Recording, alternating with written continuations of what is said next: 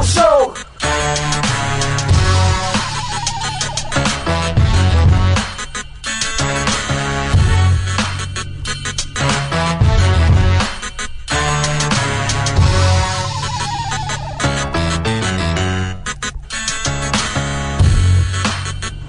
This is the big O show.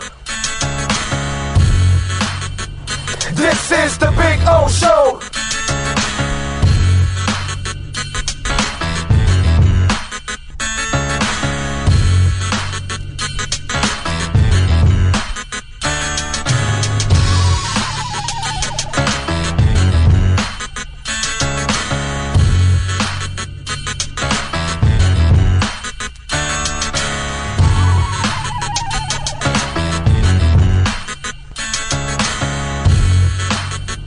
This is the big O show.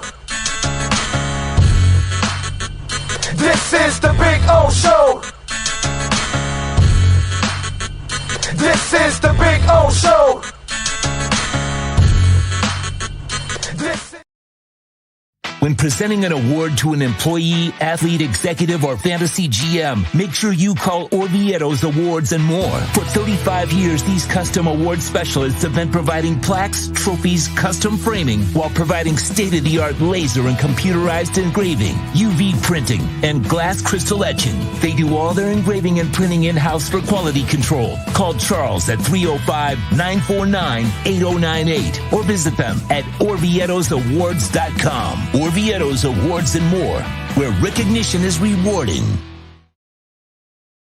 For over 16 years, EJDconstruction.com has provided South Florida residents quality craftsmanship, accurate project management, and exceptional service. That's why EJDconstruction.com is an A-rated member of Angie's List and the Better Business Bureau. When you're looking for the right custom home builder for additions or home remodeling, please call my friend Eric at 305-433-4843. That's 305-433-4843 for EJDconstruction.com.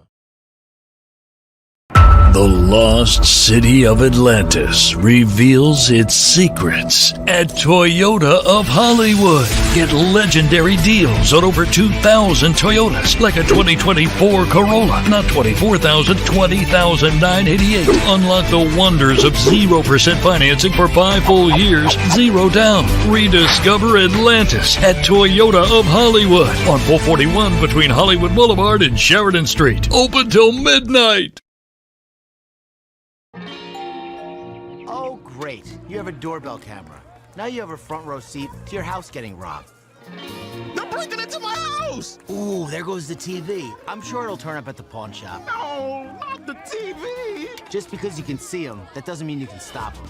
With Slogans, you get 24-hour monitoring, a free home security system, and professional installation. Plus, free doorbell camera, one that'll actually work for you. Get out of my house! Get out of the house! Call 1-800-ALARM-ME.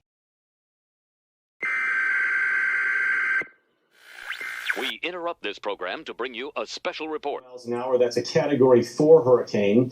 3 deaths are reported in Florida after more than 24 were killed in the Caribbean. This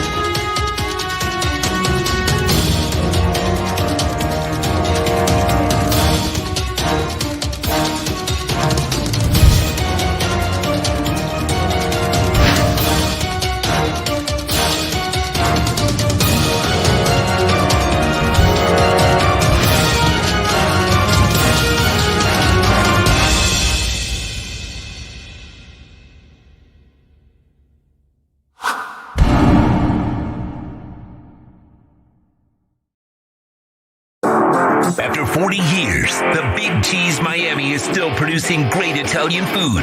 They started in 1984. Since then, they've been winning awards while being voted the best inexpensive Italian restaurant in Miami. Visit them for great food, amazing service. Witness the decades of Cane's memories. The walls are like a Miami Hurricanes Hall of Fame. The Big Cheese delivers anything on its menu or party platter menu to your home, office, or even a park for a picnic.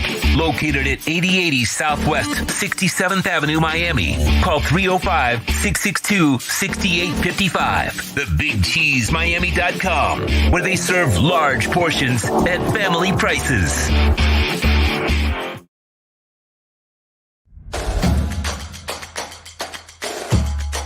Welcome to Caneswear.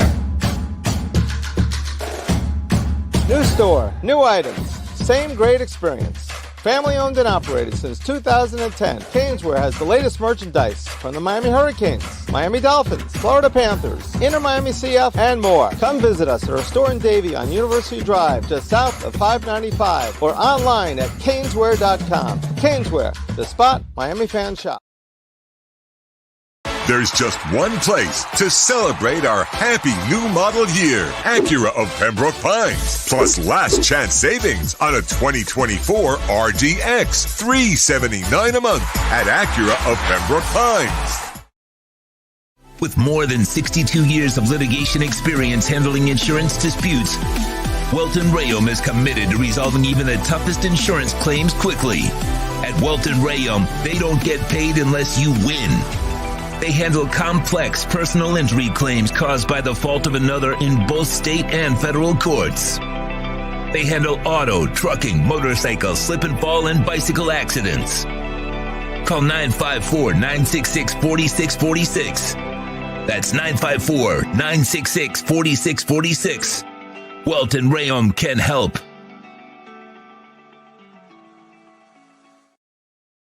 If you're looking to take your home or business to the next level, then RM Contractors and Custom Drywall can assist you. RM specializes in new residential turnkey, new commercial turnkey, home and office remodeling. Call them for free estimates. Serving all of South Florida, licensed and insured. Call Ray or Mike, 305-345-3649. You work hard to create the perfect atmosphere. You dream it, we'll build it. RM Contractors and Custom Drywall, 305-345-3649. Or Instagram at RMC Fisher Island.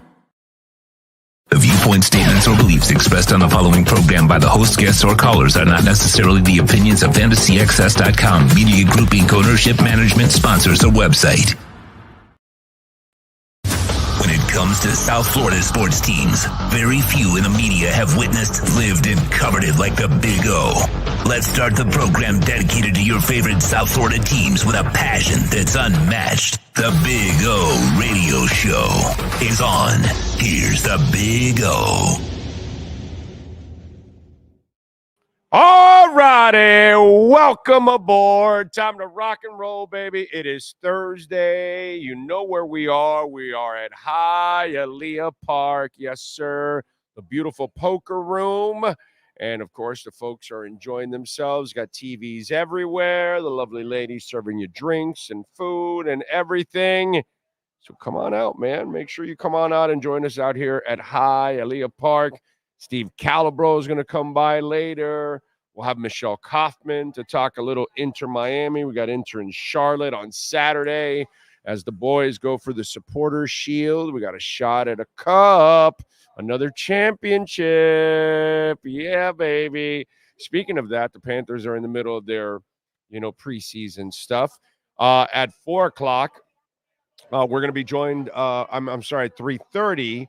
We're going to be joined by Ira Winderman from the South Florida Sun Sentinel. We'll talk a little Heat with him as the Heat have their media stuff going on and getting ready for the preseason and training camp and all that. So we'll talk to Ira about all things Heat. They just added a player or two and everything. So we'll get into Heat. And then Manny Navarro will join us with our Big Cheese NIL and recruiting reports. So that'll be good too. So we'll have some fun with all of that. Remember Friday night, we're going to be on after the Virginia Tech game. Manny Navarro will join us with our Caneswear Miami Hurricanes post-game report live after the locker rooms. So we'll have some fun with Manny, and we'll get that going on. So make sure you join us on Friday night. So we'll be working hard for you all out there. I took off the last couple of weeks because, come on, man, you know what I mean? I'm not going to be breaking down Ball State and all this other stuff in South Florida. And, these were all the gimmies, and they took care of business like they should. Now starts the meat of the matter in the ACC schedule. So this will be a lot of fun. So we're going to have a post-game show for all of the Hurricanes games from here on out, all the way through the ACC championship game, the playoffs, all that kind of stuff. So we'll carry you with that. So we'll have a little fun. So make sure you join us from here on out for Canes post-game shows, and we'll give you our breakdown, and we'll have some fun. What else? We've got Bitcoin over 65. Those of you that held strong, I'm very proud of you. I'm very, very proud of you all. We'll get to it in just a minute with our R&M contractors and custom drywall, crypto, Bitcoin and crypto report. I'll get to that and we'll break it all down. What else? Obviously, Hurricane Helen. We're all man. I dealt with on the way here to Hialeah. I dealt with I guess it was a feeder band, and boy, that was a wicked one right there. And our friends up in Tallahassee in the Panhandle are headed for a really, really bad night, man. Prayers to our friends from Tampa up and all along the west coast of Florida and throughout the Panhandle, who are going to have to deal with brutal storm surge, rain. I think the only bright spot is that it's moving at a quick pace right now, so at least it won't sit there on top of you pouring a ton of rain. So that'll be the positive, I guess, out of it. If there's, Jesus, is there a positive getting hit by a hurricane that's Cat 3 or 4 already? It's already a Cat 3. Supposedly it's going to go to Cat 4 by the time it makes landfall, which is just absolutely brutal. I see Ocala Joe there. Ocala, you and Lourdes, be careful out there, man. People in Ocala and Jacksonville, Tallahassee, all of you out there, man. We'll be praying for you, because that is scary, scary stuff. And the storm surge that they're talking about is absolutely devastating, man. So just definitely, reach out to the folks that you may know out there, to make sure they're all right, because they're going to go through an incredibly rough night. And even our friends in Georgia, all the way up to Atlanta, that thing is still supposed to be a hurricane. So the amount of damage that it's going to cause is catastrophic. And I just think about, down the line, you wonder about insurance and how much worse it's going to get for everybody. And this is why I've told you guys, my wife and I have had this conversation, and I've had some conversations with friends of mine about this. Like, I don't know if I'll be able to retire here in Florida. I just don't know, because all these things are going to get worse and worse and worse as time goes on because of climate change. And we're in one of the worst states for that. And so insurance and the taxes and all that, it's going through the roof. And so that's where, this becomes a real problem down the line. You know what I'm saying? It just brutal, man. Brutal. So our thoughts and prayers to all the folks out there that are going to be affected tonight by Hurricane Helene. Just tough, man. Really tough. All right. Let's see what we got here on the chat board. Remember, you can make a donation, Cash App or Venmo at Cash Big O Show. That is Cash Big O Show, Cash App or Venmo. We tell you that because we keep 100% of the donations there, whereas we love you on the Super Chats too, but YouTube takes 30%. So that's why we tell you that. And you can make a Bitcoin or Ethereum donation, which we all appreciate those there too, as always. So many ways. And of course, Hialeah Park. You can see it right there, the QR code. If you want to get your no-regret $100 first bet, you can do that there. You got NFL games coming up. You got a game tonight. What do we got tonight? Cowboys and Giants, and the Cowboys are favored by 5.5. There's no reason to trust the Cowboys, but there's even less reason to trust Daniel Jones. So I probably will lay the 5.5 here on this one. I'm just saying. So we'll look at it. But anyways, the no regret first bet, you can get $100. Remember, if you already have a Hard Rock account, do not use the same email or phone number. And use that QR code right there on the billboard, or go to the Hialeah Park website if you're listening on the podcast, and go through the Hialeah Park website and sign up and rock and roll, baby. And by the way, you'd be on a 4-game winning streak with us with the Canes, right? 5 this week, because we have told you once again, lay the points against Vatek. Okay? Lay the points. So there you go. I see Jamie Zoria is back at number 1 in San Jose. How about that? NorCal, the West Coast boys chiming in first.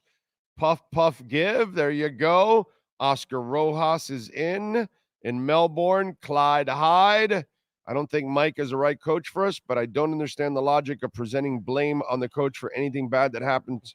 That's going to happen. Is that wise or no? Well, you're in charge. When you're the CEO, you're the manager, you're the captain of the ship, you're in charge, you get the blame. You get all the credit too. Right? We're calling him Magic Mike and everything, right? Well, that's the good, the bad, and the ugly. Check with Lee Van Cleef. J-Town. Howdy, y'all. Bitcoin at 65. Can't wait to see. Well, right now, I think we're good. We're good. You know what, J-Town? You ignited it. Let's get to our RM contractors and custom drywall crypto, Bitcoin and crypto report. And one of the things that I love about what's been going on, it's been a steady climb. Remember when it bottomed out to 49 on that, it's been steadily climbing to 65. Really, no real volatility since. It'll fluctuate in the 62 area, 58 area. Right now, 65 area, it's going to fluctuate a little bit, like it was fluctuating where? In the 64 area yesterday. It was fluctuating the 63 area before that for a couple of days, right? And so it's been kind of like a steady climb, which has been strong. BlackRock today. You want strong?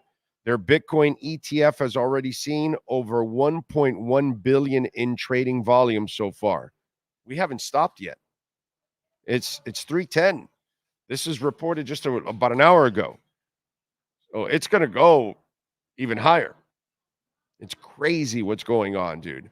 And on Wednesday, by the way, the BlackRock inflows were 184 million. They went from 184 to 1.1 billion in traffic today. So their inflow numbers are going to be pretty big today when it's all said and done. The average return for Bitcoin in October is 22.9%. Because October is an explosive month for Bitcoin. Forget about it. Like it's in the bank. October, November, December, January, February, like these are going to be the greatest months of your life now that you hung in there. And if you hodled and you bought at 16 and you bought at 20 and you bought at 25 and at 35 and at 45 and 50 and 55 and 60, now this is where it's going to pay off for you. This is where it all pays off for you. Here, those of you that stood strong and just kept hodling and building and building and building, and I got 5%, I got 10%, I got 20%, I got 30%. I don't know. Some of you may have half, 3/4, maybe even. God bless you, bro. If you have an entire Bitcoin, you're my hero. By the way, you're my hero. You're my idol. But amazing, amazing. Now is when this is all going to pay off for you. I mean, it's already been paying off for you.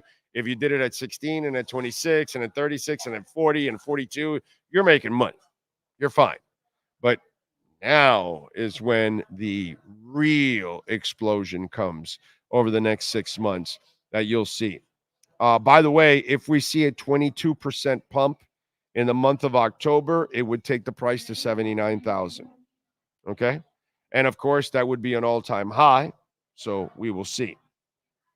Plan B, who's a very highly known Bitcoin economist, let's put it that way, because he, follows it, understands it, explains it well. He's actually predicting a $1 million Bitcoin in this bull run. That would be crazy. But we'll see. We'll see. Bitcoin, by the way, September is normally a terrible month. Right now, it's currently at 9% positive. Okay? This is the best September in Bitcoin history, which bodes well for October, November. And let me tell you, after the election, it doesn't matter who wins. If Trump wins or Harris wins, it doesn't matter. It's going to explode. It explodes even more after the election, and it doesn't. And the history is it doesn't matter what party gets in. Okay. Let's see what else. Also, $1.6 trillion. Okay. No, I'm sorry. 1.6. Yeah. $1.6 trillion of shorts will be liquidated if Bitcoin hits 70,000. So that alone in itself is going to start just jacking the hell out of it. What else do we have? Also, we have over 1 million addresses that are holding more than one Bitcoin. The only problem is the number hit 1 million back in May of 2023 when Bitcoin was at 27,000. Okay, so here's my problem with that. A lot of these whales, they have multiple wallets with multiple Bitcoins. So I don't believe 1 million people have one Bitcoin. It's probably somewhere in the neighborhood of 450,000, 400,000, 350, something like that, because a lot of those people have multiple wallets. And so that's where I don't believe it's 1 million in different individuals. It's probably less than half that, which puts you, for any of you that actually got one Bitcoin, it puts you in such exclusive company. You people are like in a place all by yourselves. Okay. Like you're going to be like set so nicely. It's incredible. What else? Also, Ethereum ETFs have seen $103 million in net flows so far in September.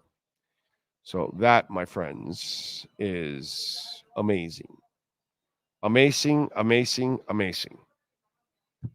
Okay, there you go. So that, my friends. Oh, and the other thing that I'm watching, and just a couple of examples for those of you that maybe held strong. Jasmine is something that I've been telling you since it was all the way down to 33,000th of a penny. We talked about Jasmine. Okay. And Jasmine right now, Jasmine went all the way up to 4 pennies from 33,000th of a penny. I never sold because I expected to go to way more than that. Way more than that. I think it'll go way past even a quarter. So I'm expecting much bigger profits, but bigger profits than 4 cents. After this crash from the last 6 months, Jasmine never really fell farther than 2 pennies. It dabbled a little bit with 1.8, 1.9, but it would go right back, and it's at 2.3 right now. And for those of you that are into Jasmine, for me personally, again, I'm not a financial advisor, never have been, never will be. So all of this stuff, I'm just talking out of my ass. Okay, I don't know anything. But anyways, at least from my silly opinion, I think for it to hold for a coin that is not really known worldwide yet, And it's only real strong investors that actually understand what Jasmy's all about and what it's doing and all that, and have held. For it to hold in that 2 penny mark throughout this whole thing is so bullish the way I see it. It's crazy. Okay. So that's one of those long plays that I gave you a while back. And right now you're in sick profits because it's at 2.34 cents. I gave it to you at 3.3. Okay. So it's 2 pennies. So you're talking about it's a 6x already. We're sitting here with 6x right now. If you went as low as I did and lowered your average down to 33, then you're sitting here with me at 6x, and we haven't even really exploded yet for the bull run. And Japan and China are having crisis. China now is you see what China's doing? They're infusing their economy. They're printing money. They're lowering rates. They're telling the poor right now that are having trouble, they're giving handouts. You know, like what we did during the pandemic. What was that called? What was those stimulus checks? They're stimulating their economy. So, what happens when liquidity comes into the economy? What have you learned on this show? What happens? Risk assets explode. Gold, silver, Bitcoin, Ethereum, you're going to see them explode. You're already seeing it.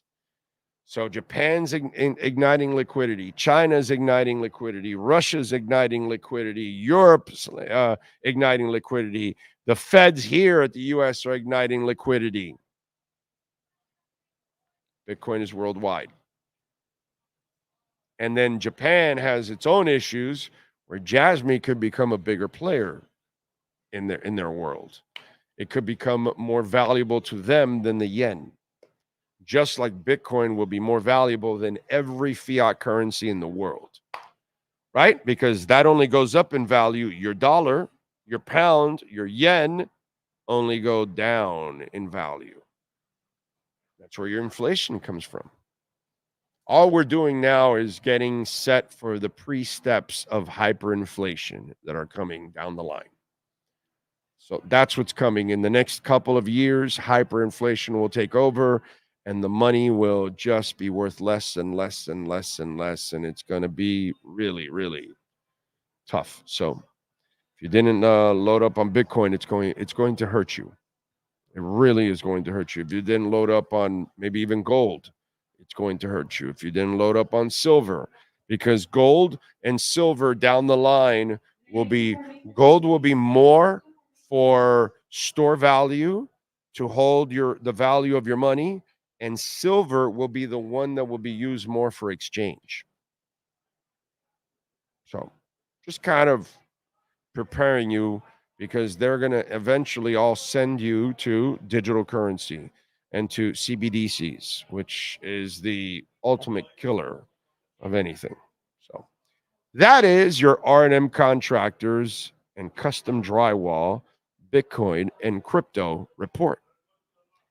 Thank you, Ray and Mike, for the great support. And don't forget, please call my friends at R&M Contractors and Custom Drywall. They can help you out anywhere in South Florida. You might need it after this storm for a complete remodel kitchen. How about waterproofing? You're going to find out now, right?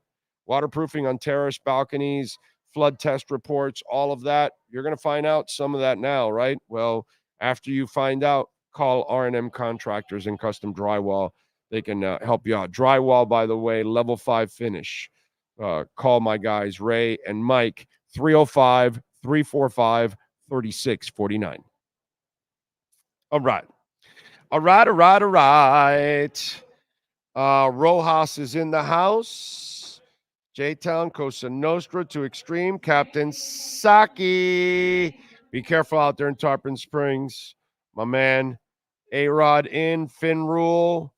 McDaniel's been figured out. Needs to be stripped of the play calling. Yeah, that's not going to happen, bro. When they do that, they fire him at the same time.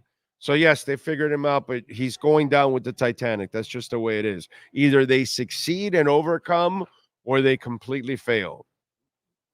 You know, you can cry all you guys want about trading for a quarterback or McDaniel losing play. None of that is ever going to happen. They're going to try to either sink or swim. That's it. They're not trading for anybody. They're going to try to survive the next 4 weeks with what they have and then hope that Tua gets back and saves all their asses and he goes out and has a great finish to the season. That's it. That's what they're riding on. So, Finn Rule, you can cry and complain and all you want. I'm telling you what's going to happen. That's what they're going to do. Let's see. Big O, our guy Christian Wilkin has half a sack through 3 games. Yeah, no, he's not a sack guy. That's why they weren't going to pay him that money. I told you that already. He's never been a sack guy. He got the 9. Go look at the 9 sacks. Some of them are against the worst teams, and he got multiple sacks again. I think he got like 3 against either the Jets or the Patriots, one of the two. You know, whatever. It is what it is. He's a terrific player, terrific person, terrific against the run, not a pass rusher. Brooklyn Rob is in that. Talk about a guy that's got balls right there. Brooklyn Rob. He's just like me. He's been holding that Bitcoin all the way down from 16,000. There you go. Brooklyn Rob, baby. Brooklyn Rob is loving life right now. He is loving life. Brooklyn Rob, did you just get on the Sailor bandwagon? Because that's kind of what I understood when I made the post earlier, because I've been talking about Sailor for like a year. And by the way, it fell under a penny. It got to 3 pennies.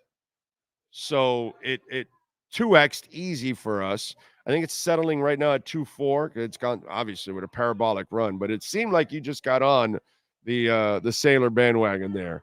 Ray Sosa, Gus, AJ's in the house. Big Johnson, Arcarillo, Fins up 71. Stephen Harris, Josh, Brian Walters, Lenny Pena, Steve Chapman, George Gross. Thank you, sir. Thank you, George. Very kind of you. John Padilla checking in from the Big Bay area. Think Blue Dodgers. Big O, do you have a problem with any of the new 24 Rock and Roll Hall of Fame inductees? I have to look at the list, and I'll give you an opinion. That's what I'll give me. Let me look at it before I can actually comment on it. Ocala Joe, Stephen Harris, Big O. What nickname should we call the head coach? Cam McDaniel. Ooh, Cam McDaniel is pretty good. Cam McDaniel. I like that. He is very Cam McDaniel-ish, because that's what I seem like I'm watching right now. Ray says Inter also has the chance to break the all-time MLS points record as well and win the next 2 games and tie with at least 1. Yeah. I mean, and they're getting healthier. That's the other thing. They're getting a couple guys back too. It's crazy. The team is getting healthier for the playoffs. It's freaking awesome. They were breaking down completely last year, trying to kill themselves to make the playoffs. Now they've had the luxury that they tore ass from the beginning, and then they tore ass without Messi, that they've set themselves up, that they can just seal up the supporters shield and the number 1 spot. It's freaking awesome, dude. It is really awesome. And we just went through a Panthers championship. We got a shot at an MLS championship, which would complete the 5. Very few cities in the United States can say they've got championships in all 5 pro sports. Miami would be one of the few that can actually make that claim. That's pretty freaking awesome, dude. So we need it for ourselves, obviously, because it would be great to be able to celebrate an MLS championship. And I've really enjoyed the stretch without Messi. That showed me something about the team, the front office, the coaching, all of that. It's been fantastic, man, really. Urban Posse is in the house.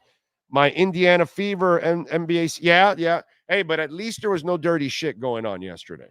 At least it was just hardcore basketball and the chick with the big lashes wasn't trying to poke her eye out on purpose and shit, you know? You see Caitlin playing with the black eye. She wasn't efficient. That's the thing. The one thing she's got to work on at least on the assist side. Yesterday, she wasn't completely gross because sometimes she has too many turnovers. Yesterday, she had 9 assists and 3 turnovers. I can deal with that because she has the ball so much. But she scored 25 points on 23 shots. She didn't shoot well, and so that was a thing. Some of her assists did not end well. Aaliyah Boston missed a couple early on. Kelsey Mitchell was not as hot as she needed to be, last night. And Connecticut is a better team. Let's just, I know most of you don't even follow the league or watch it, but Connecticut is better anyway. They're supposed to win. Okay. By the way, the girl Bonner, if that's not olive oil playing WNBA basketball, I don't know who is, but she is olive oil. There's no doubt about that. But great season, man. Great season. The Fever did things that they hadn't done forever, ever. And so it's good. It's great for the league. The woman was filling up NBA arenas. Did you watch the game yesterday? The cheering for the Fever inside the Connecticut arena was crazy. Okay? Every time the Fever were scoring baskets, half the arena was exploding for them. What this woman has done for that league, and for some of these women to go out of their way to try to take her out, is just the dumbest and hateful, biased, racist to a certain extent, jealousy, whatever. There's all kinds of bad emotions involved in it. A little of all of it. It's disgusting, to be quite honest. It's like, everybody going out of the way to take out Messi. Or, hey, let's, there's Tiger. Let's run him over. I don't get it. You know what I'm saying? I really don't understand that league and how they really didn't put their foot down on all of this. But yesterday, at least, it was hard-nosed basketball, which is what I like to watch. I don't have a problem with it. I don't have a problem with hard-nosed, but I have a problem with absolute dirtiness. And that's some of the shit that went on this year, and the WNBA really, considering they had the lightning bolt of all lightning bolts for their league, they did not know how to capture it in a bottle, dude. They just did not. David Stern is up there going, wow, you people just are a bunch of screw-ups, But, hey, it is what it is. What are you going to do? All right, let's continue the flow.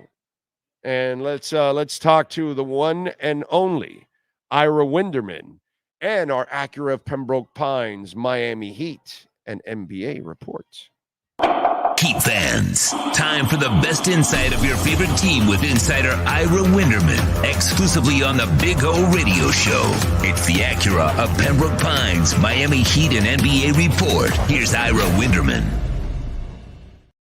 Right. How you doing, Ira? How you feeling? I'm doing good, and I got to tell you, there's a hell of a lot going on between Derrick Rose, between the Heat filling out their training camp roster, in our media world, Big O, between Woj being gone since we last talked, and now Zach Lowe being gone. This season is starting quite interestingly, isn't it?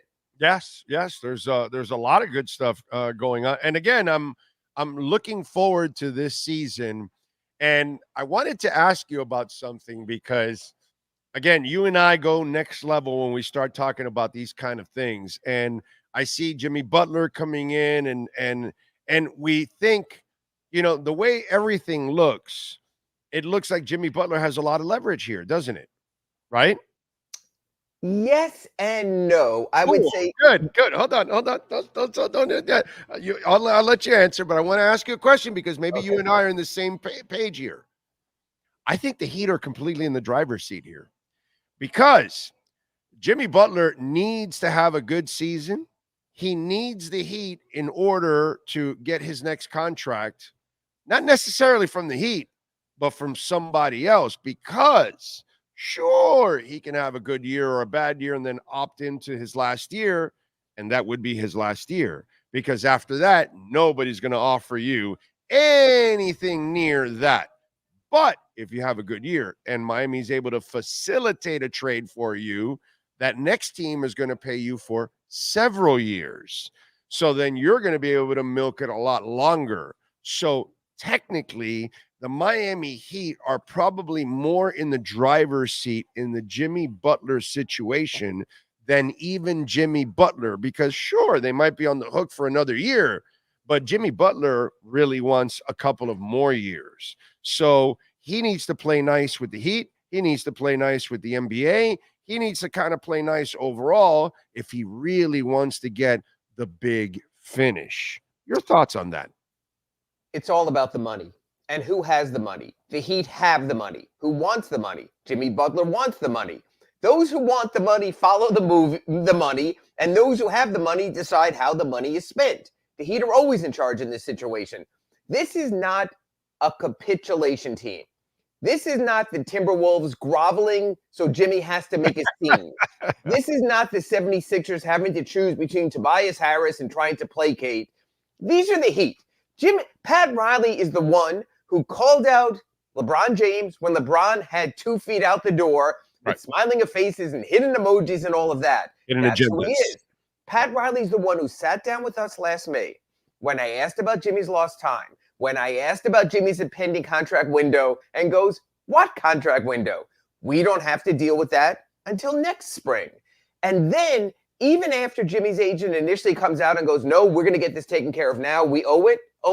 They owe it to us. It just goes away. All of a sudden, we haven't heard anything from Jimmy, haven't heard anything from the Heat. They always control the narrative. Big O, you've been around long enough in the Pat Riley era. The Miami Heat control their own narrative. They don't give it away. They don't cede it to a player. They don't cede it to a coach. They don't cede it to media. They control the narrative. This is so different than what you were talking about the Dolphins before our Acura Pembroke Pines report today. How it seems like the Dolphins get caught up in every sort of narrative from outside, and they almost wind up playing defense, and you can do it with the smiles and jokes and hair and glasses and watch of Mike McDaniel. You can do it through the Cam Cameron lose together, fall back forward, whatever the hell you want to call it. He don't do any of that. We're in charge. We control the narrative, play our game or play somewhere else. And it gets ugly sometimes like it did with the Dwayne Wade situation. But say what you want about that, Big O. The Heat even controlled the narrative then. That's who they are. That is a strong organization that lets you know, play by our rules and play ball with us, and we'll play ball with you. Yeah, so I don't know, would you tell the Heat fans that they actually might get regular season Jimmy? Like they actually might see him now? If the Heat don't get regular season Jimmy, then I think all hell breaks loose. I think Pat Riley, who talks once a year, talks more than once a year. Eric Spoelstra, who is the ultimate players coach, maybe gets a little saucy and a little testy. This play when you want type of thing doesn't work anyway, hasn't worked, has put the Heat in play-in holes right now. There's no magic coming off of. After 2 seasons ago. By the way, it's an insult to their culture. It's just an insult to their. It's an insult to their fans. It's an insult to their following. It's not who they are as employees, as cooks, as trainers, as coaches, as players, as front office. That's not who that organization is. Big O, if I don't write stories, if I just loafing off, and the entire organization, all they ever do is work their asses off. If I don't write stories, I don't get paid. If you don't show up and do your show, you don't get paid from your sponsors. No. Anyone else, you have to produce work to produce income. We know the players have taken over in the NBA, and I appreciate it. And if you're the kind of player who can say, just wait till the playoffs, I'll take care of you, fine. Right. We all gave them a pass last season because they got to the 2023 NBA Finals against the Denver Nuggets. Well, you know what? Whether you want to call it on Survivor, The Idol, whether you want to call it old school Monopoly, get out of jail free card, Jimmy doesn't have anything to play. Jimmy can't put any Uno pick 6 in there and make you pick more cards out of the deck.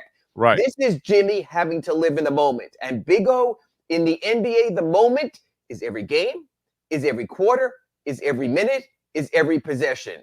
Now we'll see, can Jimmy at 35 still be that? And if he chooses not to be, then there becomes the question of whether he can still be that. Yeah, well, I hope so, because if he does, this can be a really fun season. I think because you've got players that are on the brink of maturing for you and helping you out and becoming even better players. And then there's really the excitement of Khalil Ware, because he can really add a dimension that you didn't have that maybe could free up Bam to do something else a little bit more. So it just, man, I almost think that even watching Palel, he has a little streak to him. So I think you're adding more players that have an edge to them that are willing to play Heat defense, and just like Jaquez or any of these other cats. I just think you have more and more of the kind of players that you need with the kind of attitude that you want from the Heat on both sides of the court. And if Jimmy can really play like he's supposed to play, I think it just, it lifts all ships. It rises all, the tide rises all ships, or whatever. How is that saying that goes? I just think it could be one hell of a season. I'm not saying championship, but a lot of fun, man. There could be hunger throughout this roster. Right. Bam Adebayo clearly wants to be a leading man. You and I will debate that later, but he wants to be, so he's hungry. Tyler Hero wants to get out of the narrative of only being a limited player. He's hungry. Terry Rozier wants to get past last season's injuries. He wanted to get a playoff team. He's here. He's hungry. The young kids, like you mentioned, the Jovic's and the Jaquez, they're young enough to still be hungry. The newcomers, whether it's a Josh Christopher, a Khalil Ware, or Pelle Larson, they're hungry. They want to make their mark. It is awfully hard to have all this raging hunger sitting there and a guy in the corner going, yeah, I'll show up when I want to. Right. You guys take it now. I'll be there for you tomorrow. That's really hard for a coach to manage, even the best coach in the NBA to manage. So this Jimmy thing, I did a thing for my Sunday Notes in the Sunset that I'm working on. There's no bigger question than Jimmy. And I didn't even phrase it in the form of the question. I said 10 questions about the Heat season. Number 1, Jimmy Butler, period, not question mark. It's all about how he approaches this season, because that permeates the locker room. So when you were talking about the Heat controlling the cards, the best way for Jimmy to do it is to show Pat Riley by midseason, by the trading deadline, by the end of the season, you still have your superstar here, sir, or you don't. This is the pressure season for Jimmy. This is a prove-it season. Now, when we go to Kaseya Center on Monday for Media Day and we go to Jimmy, is it a prove-it center? He'll laugh in our faces and go, 3 Eastern Conference Finals the last 5 years I've been here, I've gotten it done. So it's a matter of, as you know with the Dolphins and everyone else, are you going to live in the past or live in the moment? You know what? Screw the past. It's the moment. It's training camp. We're going to be in the Bahamas. It's all about the now. You've already gotten paid for past services. Show you should get paid for future services. Yeah. And by the way, in the Heat's eyes, they're not about getting there. They're about winning the championship. So to them, it's unfinished business. That's the way they look at it. And they're about success. And at least when they got to the finals and the Eastern Conference Finals and extended runs, we know what it was like down here. Yeah, it's great. But this organization's at another level. Correct. They're about hanging that banner at the end. You know what I mean? So Jimmy can brag about being there and you can be proud about it, but that's not really what Riley and Spo are all about in the end, or Harrison. You want to actually hang that next banner. Okay. That's kind of disagree. Yeah, that's who they are. That's what they've been. They're not happy with just Eastern Conference. That's good for the resume, but that doesn't fill the trophy case the way they want it to. So, to them, that's where they want to get to. They're unsatisfied with just playoff runs. So that's the beauty of being a Heat fan. That's who they are. Now you're spoiled, man. It's not like now the Panthers are that now. Now the Panthers are that now because they've been to the Stanley Cup a few times and now they want it. And now they want to become that next Tampa Bay Lightning type team, in the NHL. That's their next step. Now that the Panthers brought the cup to Kaseya Center, the Heat want to bring the Larry O'Brien over there to Amaranth Bank Arena. Right, exactly. The Dolphins are another level. They're just trying to establish themselves as an often playoff participant before they can even think about titles. But the Heat, they're a championship caliber organization. Correct. All right, so talk to me. This is a deep ass roster now. And so there's a lot of decisions on the back end that Spo's going to have to make. You know what? I know you want to go there because there's interesting names. But if you're going to talk deep-ass roster, I'm going to go the other way. Okay. Unless you have an ultimate leading man, a guy who's your definitive everyday going to get it done guy, it's awfully hard to win in any sport, especially the NBA.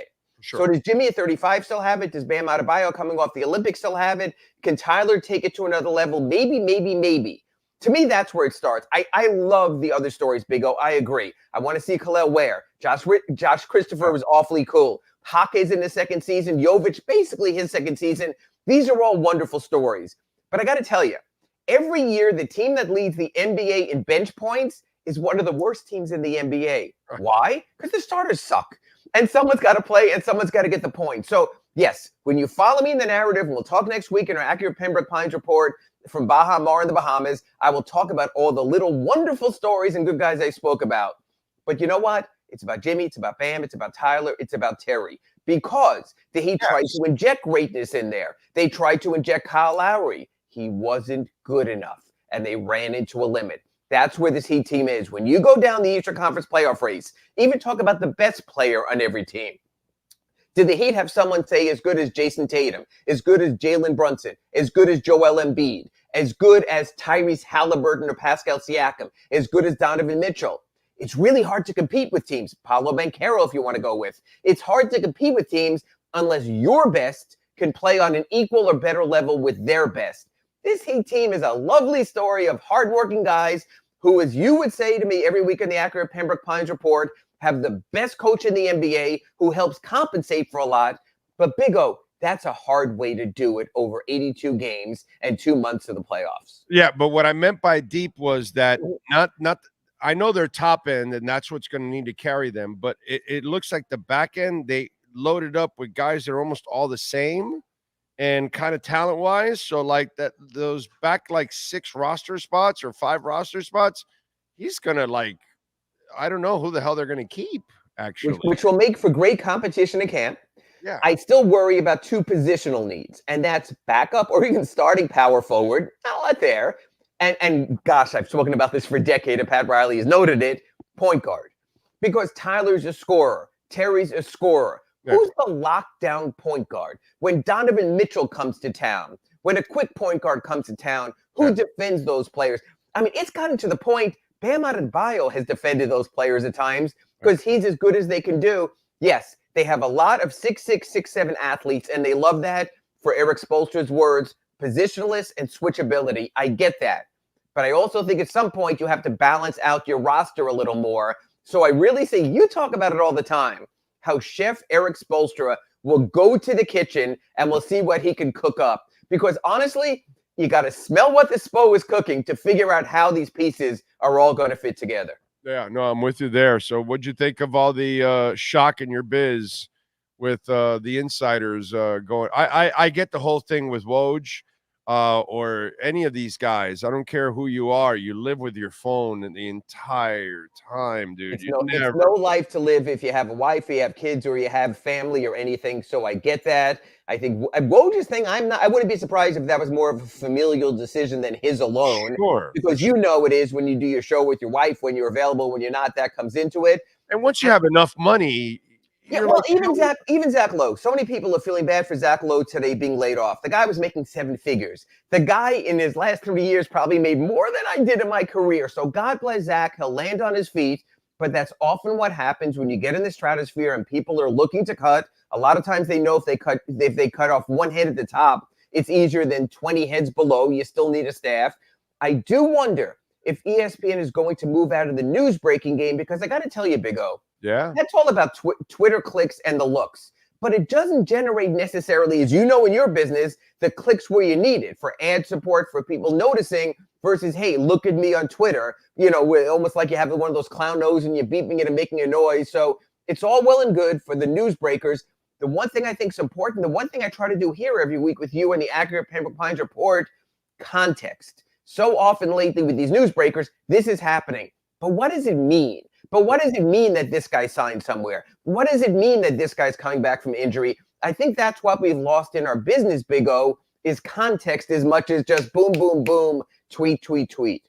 Yeah, because the person that consumes doesn't really end up caring about the context. They just kind of want the headline and the shock of the story, and then that's enough for them to run with whatever opinion they want to formulate.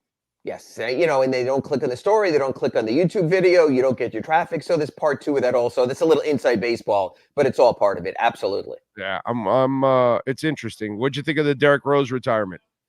I love a player who knows when he reaches the finish line. And and obviously the NBA lifestyle affords you enough to walk away from millions because you can anyway. There are so many Heat ties to Derrick Rose. As a matter of fact, I was doing the Big O show back then in the day.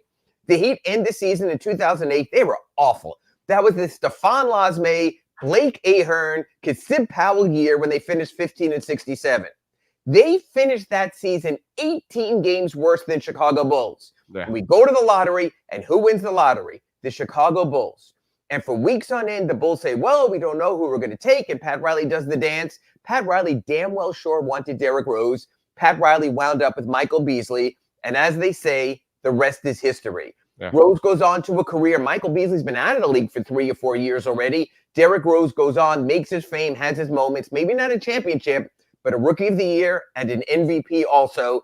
So I think the Heat will always be linked to an extent with Derrick Rose also for what he did with a rival. But imagine if those ping pong balls went a little bit differently and the top of the draft went differently. Although some would say, hey, Ira, if that happened in 2008, maybe LeBron, Bosh, and Wade doesn't happen in 2010. So you have that on your plate also. Yeah. I love that he took out 6 full-page ads in the 6 different cities that he played in to thank the fans and the organizations and all that. I thought that was pretty classy on his part. It was a classy move, and I like without a newsbreaker, he was able to set the narrative of his own retirement, which almost seems fair. I can't tell you, with the newsbreakers, talking about the Wojers and the Shams and the others, how many players I'll talk to who are pissed that the news doesn't get out in a way that they wanted to get out of the way to offer their full reasoning. Instead of player asks for a trade, no, my wife is from X, Y, or Z. I want to go back to the city. I need to do something. I'm hurting. There's a difference with the coach. That's what happens. I'm glad that Derrick Rose got to leave on his own terms. Not a lot of people, honestly, in any business do. Yeah, but hey, if you're the agent and you work for the same agency that has most of the players, well, Now we'll see what happens next. You're right. Yeah, we'll see. Follow him on Twitter at Ira Heatbeat. Subscribe to the South Florida Sun Sentinel. Ira, as always, thank you, my brother. We will catch up next week. Next week from the Bahamas, where if you get a car from Acura Pembroke Pines, they drive on the wrong side of the road. So be very careful. I'll catch you next week, Big O. You got it. Enjoy yourself. There you go. The great gambling at Bahamas. I like it. And you can do it here at Hialeah Park. No gamble at Acura Pembroke Pines at 15601 Pines Boulevard. Why? Because I can guarantee you can get the 2025 Integra right now for $339 a month. And I can guarantee you no gambling. 3.9% financing for 60 months. The ZDX, you want to get electrified, you can get it for $479 right now. 0.9% financing for 72 months. That is awesome. The RDX, they still have a few left. 2024 models, $379 a month, and you can get it 3.9% financing. Check out the lot. Check out the selection. They've got a beautiful selection of certified pre-owned vehicles at the finest dealership. Will be there tomorrow. That is Craig Zinn's Acura of Pembroke Pines. You've been listening to the Acura of Pembroke Pines Miami Heat and NBA Report with Ira Winderman. When you're looking for award-winning service and great deals from the #1 volume Acura sales dealership in the Southeast United States, you go to Craig Zinn Acura of Pembroke Pines at 15601 Pines Boulevard in Pembroke Pines. I love it. Somebody just called Beefcake Valdez, just called Tyler Zero instead of Hero. That's fantastic. True Fin Fan, thank you for the super chat. I call him Skolnick without the girl. Well, I don't know what is that? What does he mean by that? I have no idea what that means. I don't know what that means, True Fin Fan, but thank you for the super chat. Remember, Cash App or Venmo at Cash Big O Show. That is Cash Big O Show. Cash App or Venmo, and you can make a Bitcoin donation, which we love our Bitcoin or Ethereum donations. And where is Bitcoin right now is the question. Where is Bitcoin hanging around? Still at 65. Okay. I like it. So Today, Mike McDaniel was asked about the starting quarterback. Who's the starting quarterback going to be? And I got to tell you, let's hear. Do you have it there queued up for me? Let's bring up Mike McDaniel. And Barry Jackson asked a question to start off the press conference. It was the first one to find out, where's the starting status of your quarterback? Who's it going to be? All right. And here is Mike McDaniel giving his answer. I have in my mind what I think how it could play out. However, it's a little premature for a multitude of reasons, and the very last being the competitive advantage stamp piece. There is a lot going on today, a lot that's gone on in the last 48 hours, and you kind of want to. Instead of wishing something into existence, I'll let it play out. Well, the quarterbacks that will be participating today will get action and great opportunity, and will as the week progresses, I think I'll be sure to shout it from the top of a building when we know that. But still a lot of anyway. Okay, so he just told you the starting quarterback. Breaking news, guaranteed. It is over. You can put it in stone. You can set it off, whatever you want right now. Take it. Oh, wait a minute. Let me do something right here as we're talking.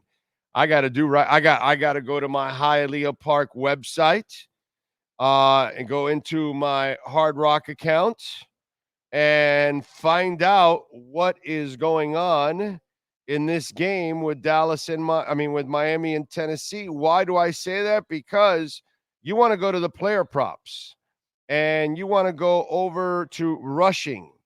And if what's this guy's name? Tyler Huntley is there, which he's not, unfortunately. You want to take the over, whatever it is, because it's probably really low because they don't know.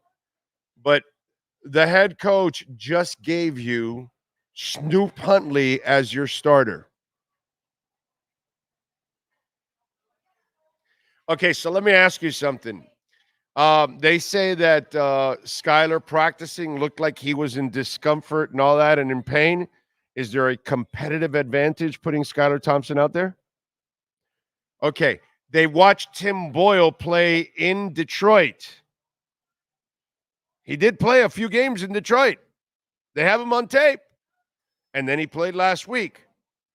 Does Tim Boyle give you a competitive advantage?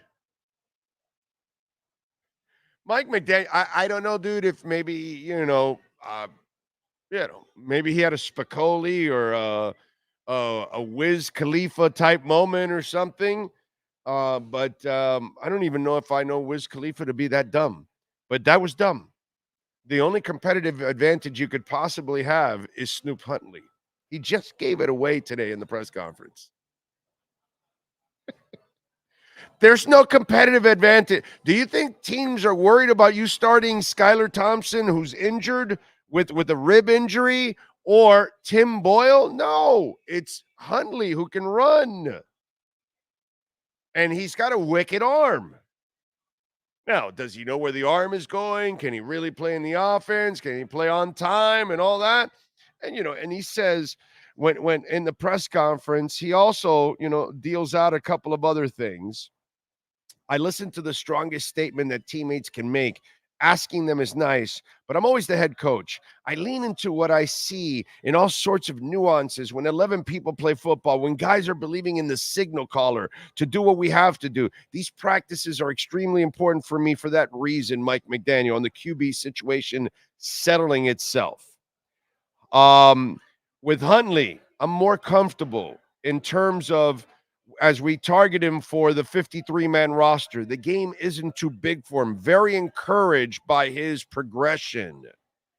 On Huntley's grasp of the offense, I'm feeling much more knowledgeable about exactly where he's at over the last week. I'm very encouraged. We target him for a reason. Bro, he gave it away already. Is he? What competitive advantage is there? What did I tell you yesterday that I got from my Detroit scout? Hey, dude, Tim Boyle can't do the option. He can't do that. Can't do any read option. That's not who he does. He's a pure pocket passer. So if McDaniel wants to do any of that, and by the way, just to add a little caveat, how good is Skylar Thompson for read option? Right. So then a very limited coach in preparing a player, Mike McDaniel, then has a limited quarterback in Skylar Thompson who really can't do a read option. Right? So, but you could do it with Tua, not that you really want to, but you could do some of it with it if you wanted to. But you could definitely do it with Tyler Huntley, just like you could do it with Jordan Love, like they do in Green Bay from the same tree, like they were going to try to do with Trey Lance in San Francisco. Like, these are the things that you kind of do, right? You run these kind of schemes. So Huntley is the competitive advantage because he can run. I mean, the coach just gave it away, dude. Just gave it away right there. And then some of the information that I've given you, and then I give you the perspective of everything, the context, as Ira was talking about, of everything, what goes on in Green Bay, what goes on in San Francisco, what he's trying to do here, who Tim Boyle is. We put all one and one together. Snoop Huntley starting guaranteed. Guaranteed he's starting. Because there is no competitive advantage talking about Tim Boyle, and even less with Skylar Thompson. Zero. No one is scared of those guys. No one's really scared of Tyler Huntley, but he's still unknown. He didn't play enough in the Ravens to know about him. The Dolphins don't even know enough about him. So how in the hell is the NFL going to know enough about Tyler Huntley when the team that has him doesn't even know him? Now, remember, like I mentioned yesterday as a caveat, do not pick on Tyler Huntley or Tim Boyle.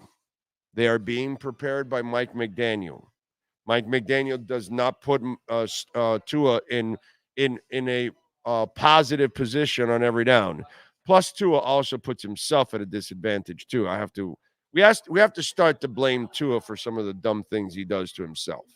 Okay, we hate to see the injuries, but a lot of them he brings on to himself. So we have to blame him for him sometimes. We have to be fair here.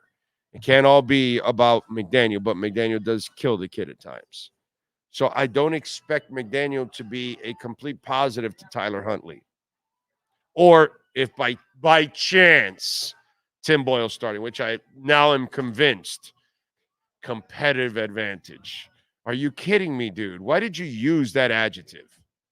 Why did you use that description to say how you're trying to decide what your quarterback is? Do you think, well, at least I'm not stupid. Do you think, I think there's enough people that are smart enough to kind of read through your words. I would imagine the other team's going to think that too.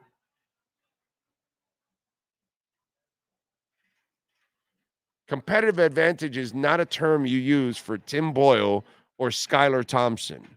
You have zero advantage by starting those people. At least if you start an athlete, he can run. I get it. That is funny, dude. I saw that and I was laughing my ass off. All right, let's take a quick break. Hour number 2 is next. And the great Manny Navarro will be joined. No, I'm sorry. It'll be Michelle Kaufman to talk a little Inter-Miami football. That is next. This is the Big O Show. This is the Big O Show. This is the Big O Show.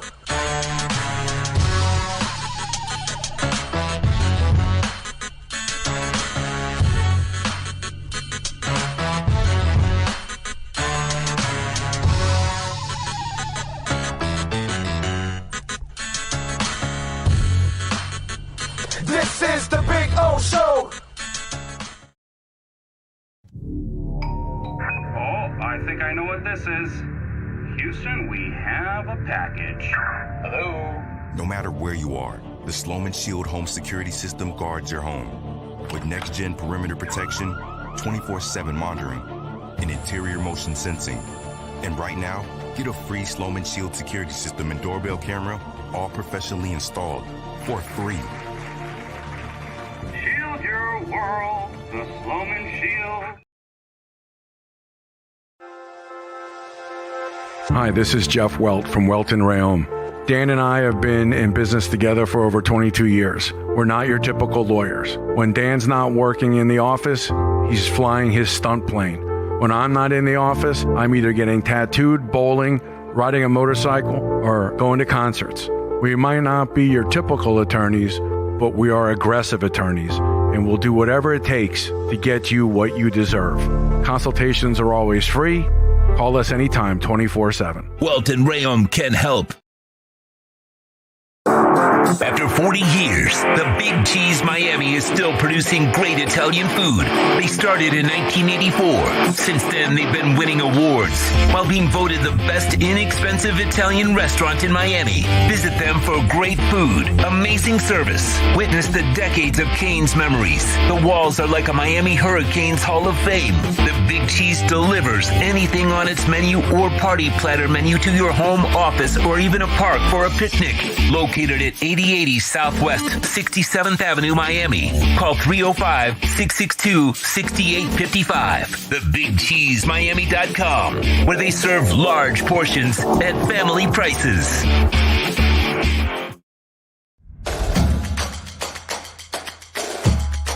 Welcome to Caneswear. New store, new items, same great experience. Family owned and operated since 2010, Caneswear has the latest merchandise from the Miami Hurricanes, Miami Dolphins, Florida Panthers, Inter Miami CF, and more. Come visit us at our store in Davie on University Drive, just south of 595, or online at caneswear.com. Caneswear, the spot Miami fans shop. There's just one place to celebrate our happy new model year. Acura of Pembroke Pines. Plus last chance savings on a 2024 RDX. $379 a month at Acura of Pembroke Pines. If you're looking to take your home or business to the next level, then RM Contractors and Custom Drywall can assist you. RM specializes in new residential turnkey, new commercial turnkey, home and office remodeling. Call them for free estimates. Serving all of South Florida, licensed and insured. Call Ray or Mike, 305-345-3649. You work hard to create the perfect atmosphere. You dream it, we'll build it. RM Contractors and Custom Drywall, 305-345-3649. Or Instagram at RMC Fisher Island.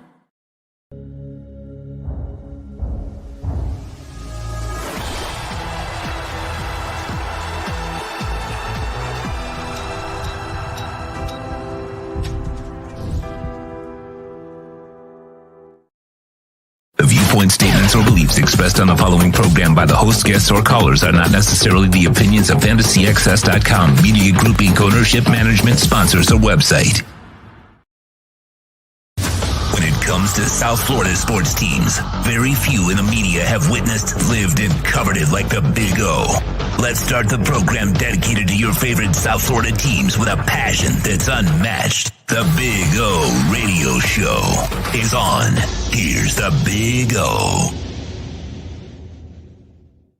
All righty. Yes, sir. Hour number 2, ready to rock and roll. We'll get back to more talk, getting you ready for the Dolphins and for the Titans and the Canes and Vatek and some other things. But we're going to switch over to another winning team that is headed for maybe another championship for us here in town, which, Michelle, if it happens, I don't know if you've done this article yet, how many cities in the country have championships in all 5 pro teams. So Inter Miami could complete it for us. Yes, it may be the only one. I don't know. I would have to go do that research to see. Have you done the research to see how I many have MLS not, but I would Cup imagine champs? how about New York? Have the Metro Stars or I don't think NYCFC maybe. has ever won it. No, maybe way back. I'll have to go back and do that research.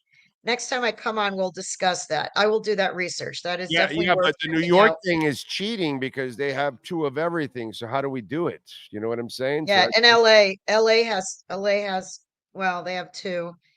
They have 2 of some. yeah, 2 of some, right? Because they've had like teams yes and no. You know what I'm saying? Like the Rams never Right. won for them. They won in St. Louis, not there. Right. You know what I'm Exactly. saying? So that's Yep. you're out of that. So I don't know, but that's an article for you because obviously it's your sport that is going to complete the quintuple championship. What would it be called? I don't know. How do you call it? Quintuple, the quintuplet, the quintuple, yeah, I don't know. I don't know. The There's another. trifecta, the quadrifecta, the quint, I don't know. You're gonna have to come up with some kind of catchphrase. Come up with a for us. word. Yeah. Yes. Yes. Yeah, so you got a lot of work on you there. Wow. We did an interview to give you more work. That's just not fair. That's just not right. But what is right is what we're watching. I love it. Even on an off night, they're still picking up a point and they're still keeping the pace and they're still, there. And this season has been awesome because they took off like banshees, and then the boys had to go away, and then they took off again and played well without them, and they've handled things down the stretch, and they're now getting healthier for the playoffs. This is pretty cool. It is cool. I mean, I have to say there's been a little bit of an adjustment period with the return of Messi. It's not just a magic potion that the greatest player, of all time just shows up and all of a sudden the team plays better. The team was without him for 2.5 months. He didn't play from June 1st all the way until mid-September. And during that period, the team did very well without him. And I'm not saying you don't want, of course you want Messi on the field. Messi's Messi, but when he comes in, there is a bit of a liability defensively. The team has to play a little bit differently when he and Suarez are playing together. That's 2 guys who are not really going to be racing back to defend. So, no one would expect them to, but what it means is when they are playing together, typically they will create a lot of chances. And so even if the other team does score, they've scored more. In the past couple games, and that happened in Philadelphia when he came back his first game against Philadelphia, it looked like everything was hunky-dory, everything was great. He scored 2 goals, he had an assist, whatever. But the last 2 games, they were on the road, but in both cases, they did not create as much as a team offensively. The New York City game, they really barely created any chances. They had only 2 shots on goal.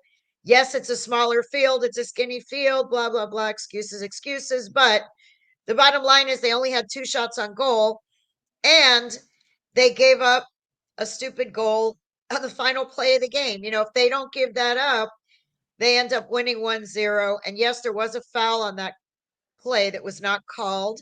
Yannick Bright was shoved to the ground. They didn't call it. Tata was really upset. If they had called that, the game would be over and they would win 1-0. But they shouldn't really have even been in that position. The New York City FC had gone 8 games without a win. They were on an 8-game winless streak. And this team should have been strong enough to not have to be complaining about a call on the final play of the game. They should have had that game in hand. So, they are really well. They're on top overall for the whole season. They have been on top of the standings pretty much every week except one, the entire season. They have a very comfortable lead to have the best record in the league, which is the Supporter Shield. That's what they call it here in MLS. Supporter Shield is for the team that has the best regular season record. And if you get that, then you get home field advantage for the entire playoffs, including the final. So if they win Supporter Shield, and a bye into the round of 16, right? Yeah, they get a bye. No, they don't get a bye. No, they still play in the first round. Okay. The playing round, but they play a best of 3. The first round is best of 3 series. I think they still play in that best of 3. They get home field advantage, meaning they would play at home first. Then there's a road game. If there's a necessary third game, they would be at home. Then My bad. They the have finals. to win. They have to win the MLS Cup this year for then the following year, right? Is that something like? Is that how it goes? No, I think every team has to play in the first round. Yeah, every team plays in the first round. Okay. It's a best of 3 series in the first round, and then the winner of that, goes on to a quarterfinal, semi, and the final. They would host the final. If they were to go all the way to the final, they would host the final. They would host the semifinal. They would host every game except the second game of the first round. Okay, cool. So right now, if you want to know math, Oh, it's right it's the CONCACAF stuff that they end up getting the the Champions League and all that. Yeah, That's what it is. CONCACAF Champions League. They get into the round of 16. Yes. Nice. So in this case, they right now have 64 points and they have 4 games to go. 64 points, 4 games to go. The magic number is 8. If they get 8 points, nobody can beat them at all. Now, the other thing is, if they win this next 2 games, if they win this Saturday at home against Charlotte, they should. and if they beat Columbus Crew on the road next Wednesday, if they do that, that's it. They have clinched Supporter Shield because Columbus Crew is the only one that can come close to them. They could potentially get 71 points if they were to win all their games, but they will not get 71 points if Miami beats them. They would get 68, which would not be enough. So Miami is in great position right now to win the Supporter Shield. If they win these next 2 games, they win Supporter Shield no matter what else happens in the final 2 games. Otherwise, they need 8 points, magic number. They're in very good position right now to finish ahead of the Crew, ahead of Cincinnati, and ahead of the LA Galaxy. Those are the other teams that are really the powered teams this season are those 4: Miami, LA Galaxy, Cincinnati, Crew, and LAFC, is kind of there, but falling a little bit. Yeah, it's there. I mean, listen, it's all there for them. And the one thing that And they have to win it. I mean, let's just say yes, if they don't win, it will be considered a failure. And it should be, to be honest, because with this roster, they've got 4 guys who are playing on Barcelona, for God's sakes, on this team. They have the most expensive roster in the entire league.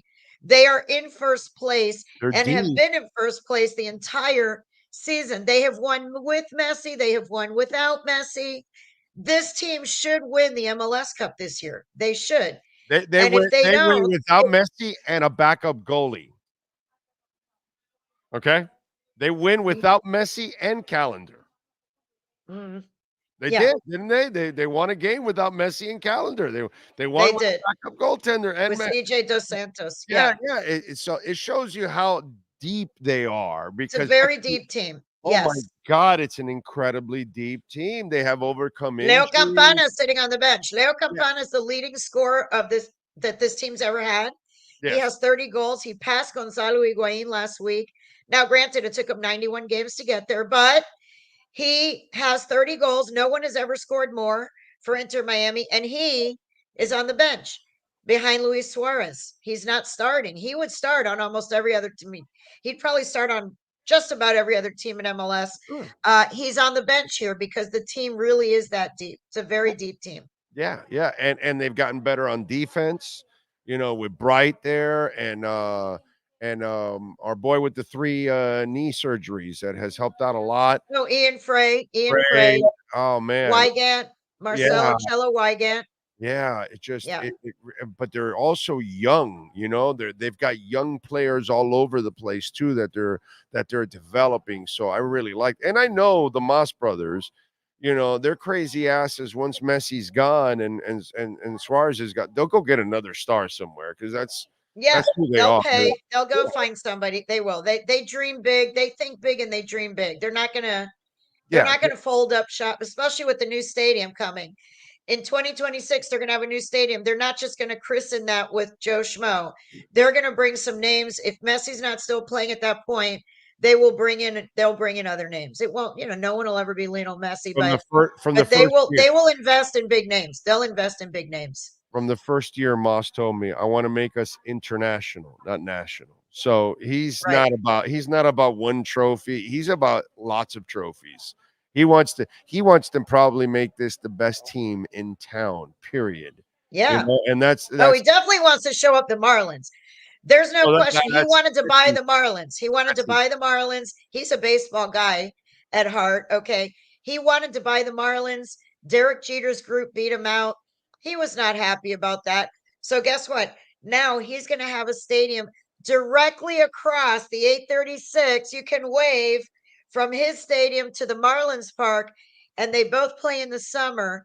You know that Jorge Mas, when those two stadiums are running at the same time, he's going to want the Inter Miami Stadium to be the one that's full and exciting and that has a championship team. And so that's he exactly is hyper competitive.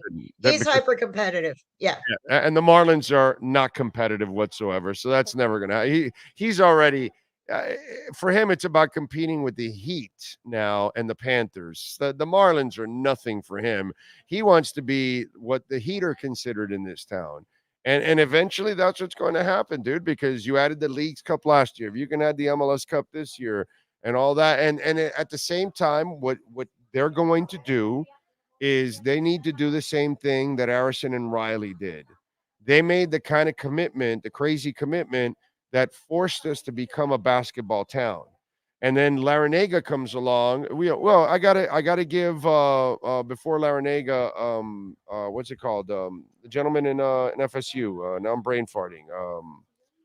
Hamilton Larinaga kind of helped make this also college basketball. So overall, we're a nice basketball town.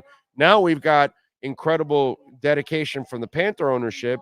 And now we're all getting educated and learning about the Panthers, and the town will become more hockey, accepting. That's what the Moss family has to do now. Make the same kind of crazy commitment that these two owners did, because these aren't the natural sports to us. It's football.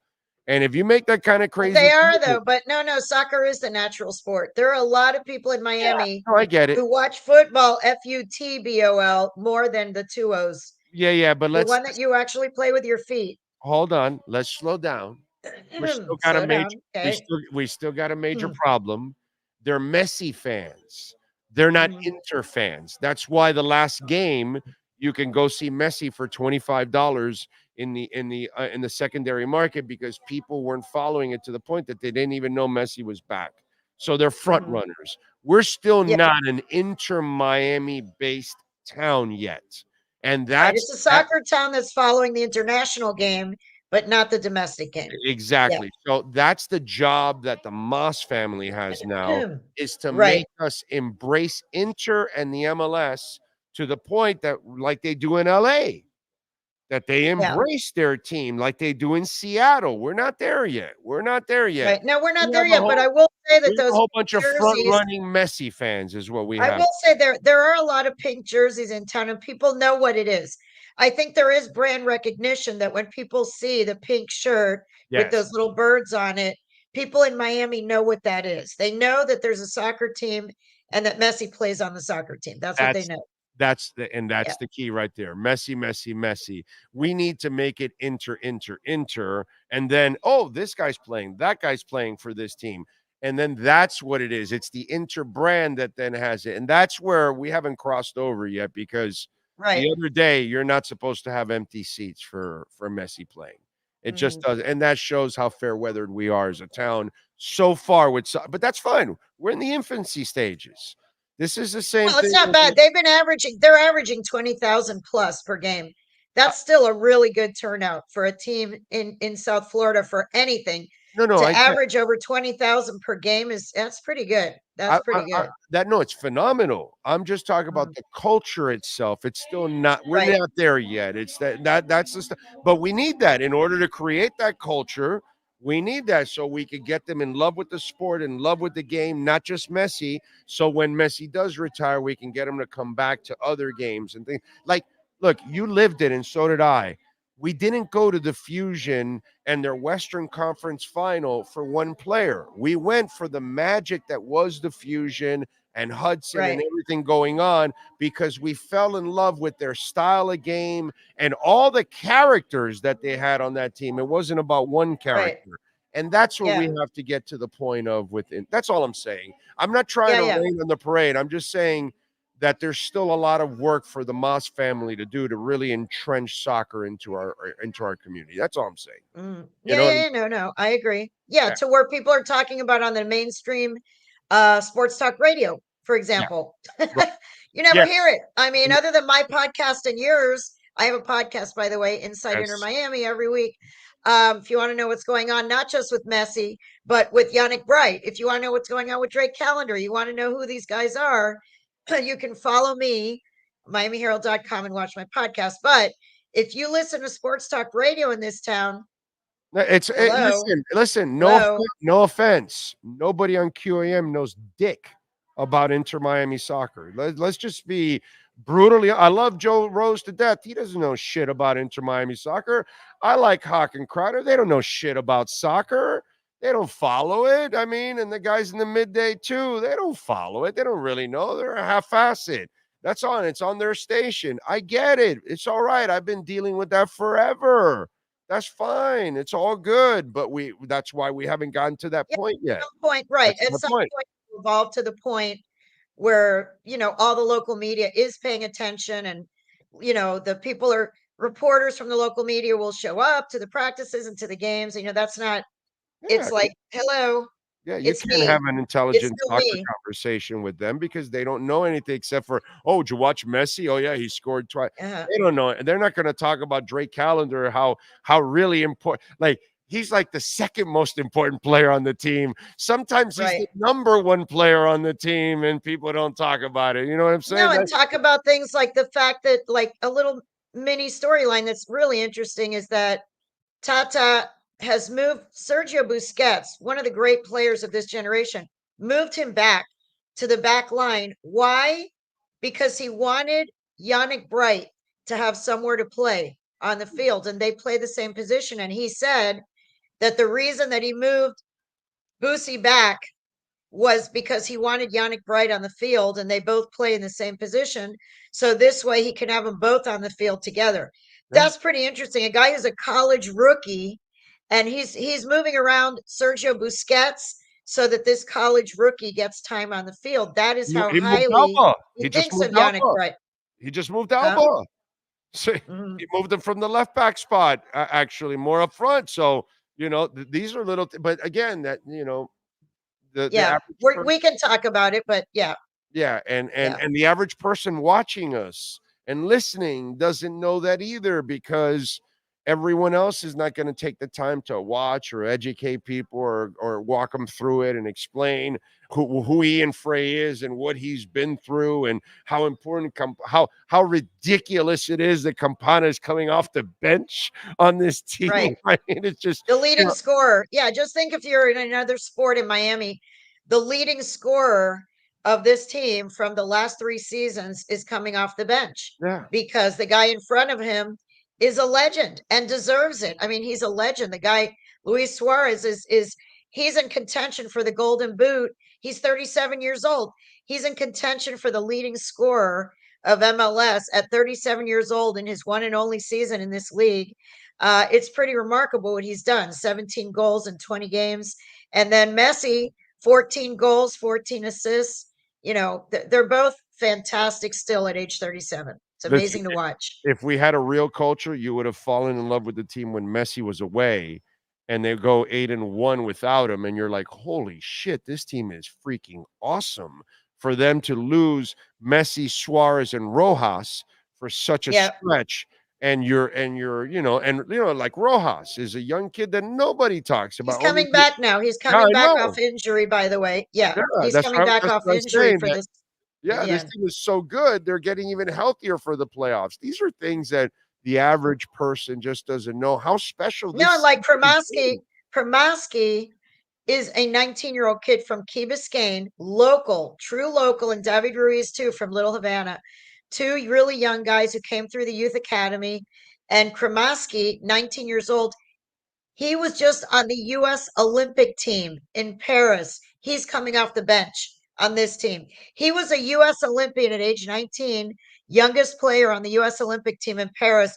He's coming off the bench for this Miami team. David Ruiz is the captain of the Honduran national team. He's 20 years old from Little Havana. His mom owns a restaurant in Little Havana, Honduran restaurant. That kid is a star in Honduras. Everybody knows who he is. He's on the senior national team at 20 years old. He's coming off the bench here for this team. It's really one of the great stories in South Florida, and it deserves much more, attention and much more fan base and all that. And, we got a lot of work ahead, but I just wish people would appreciate the great season that Inter Miami's having, because they are having one of the great seasons of all time in MLS history. Actually, they're working on that. They could actually, they're on pace. They are on pace to break the record. The record right now for all time for points in a season is 73 points, which was the New England Revolution of 2021. They got 73 points. That's the most. No team has ever gotten more in the whole history of the league. And they have 64 now. They could max out at 76. They could easily get 75, 74, 73, 72, 74. So they're going to be right in there. If they continue playing the way they are on pace to break the all-time record for points. Yeah, it's people just will jump on. You know what? People are going to jump on when the playoffs start. Yeah. And the Dolphins are sliding right now. When the playoffs start, people are going to jump on like they did with the Panthers. Just like people around here did with the Panthers, they're going to do with this team at the end. Yeah, let's hope so, man. And I know this is a great season to come for more great seasons, and I think that'll eventually really build it up, and we'll get real Inter fans. And I can't wait for that moment. All right, what do you got going on in the Herald so folks can check you out? Oh, mainly I'm just covering this team right now. I mean, they're coming up on this playoff run. I also today I'll be posting a story about men's and women's basketball. Both teams complete rebuilds. The men's team, believe it or not, there's only one player left, one from the 2023 Final Four team. We're talking about a year and a half since the Final Four team. There's only one guy left, Nigel Pack, from that team. So they have 10 new players this year and only one left from the Final Four. And then the women's team, for the first time in 20 years, Katie Meyer's not the coach. There's a new coach for the first time in 20 years, and the team only has 3 players back from last year. The big story on the women's side, one of the big stories really, is that the Cavender twins are back after a 1-year hiatus, and they are fired up. And Trisha Cullop, the new coach, said today that they are the 2 hardest working players she's ever coached in her entire career, and that everyone knows them for their TikTok following and their Instagram following and all that. But she said that now that she has been with them in the gym, nobody works harder than the 2 of them. So it should be fun to watch them. Both teams are completely new this year. So even the most diehard fans of basketball, basketball, have no idea what to expect from these 2 teams. And by the way, just a side note, congratulations to the women's volleyball team. They are top 25 ranked, and they're playing very well. So having a hell of a season too. So that's a pretty cool story too. The women's volleyball team for doing well. Yep. Yeah. And Coach Elsa was saying today that the football team doing so well that it's energizing the whole department. Like when your football team is ranked in the top 10 and people are flying those U's out of their windows from their car, that energizes all the athletes from all the other sports. Like, everyone's proud to do the U now. And so now the basketball players, the volleyball players, the soccer, everybody at wants to live up and be part of the whole, championship run like the football team is doing. Well, they're certainly doing it in women's volleyball. They're kicking some ass. Follow her on Twitter. She's kicking ass at Kauf Sports. She is Michelle Kaufman. Michelle, as always, thank you for the insight. We will catch up down the line. Appreciate it. All right. Sounds good. We'll talk during the playoffs. You got it. Definitely. No doubt. There you go. Right. The great Michelle Kaufman and our Inter Miami squad. Now we are going to turn the corner. We're going to keep on talking a little We are going to go with our Big Cheese Miami.com NIL and recruiting report with the one and only Manny Navarro. We step into the world of big dreams, big moves, and big money. It's the Big Cheese Miami Recruiting and NIL Report with Manny Navarro.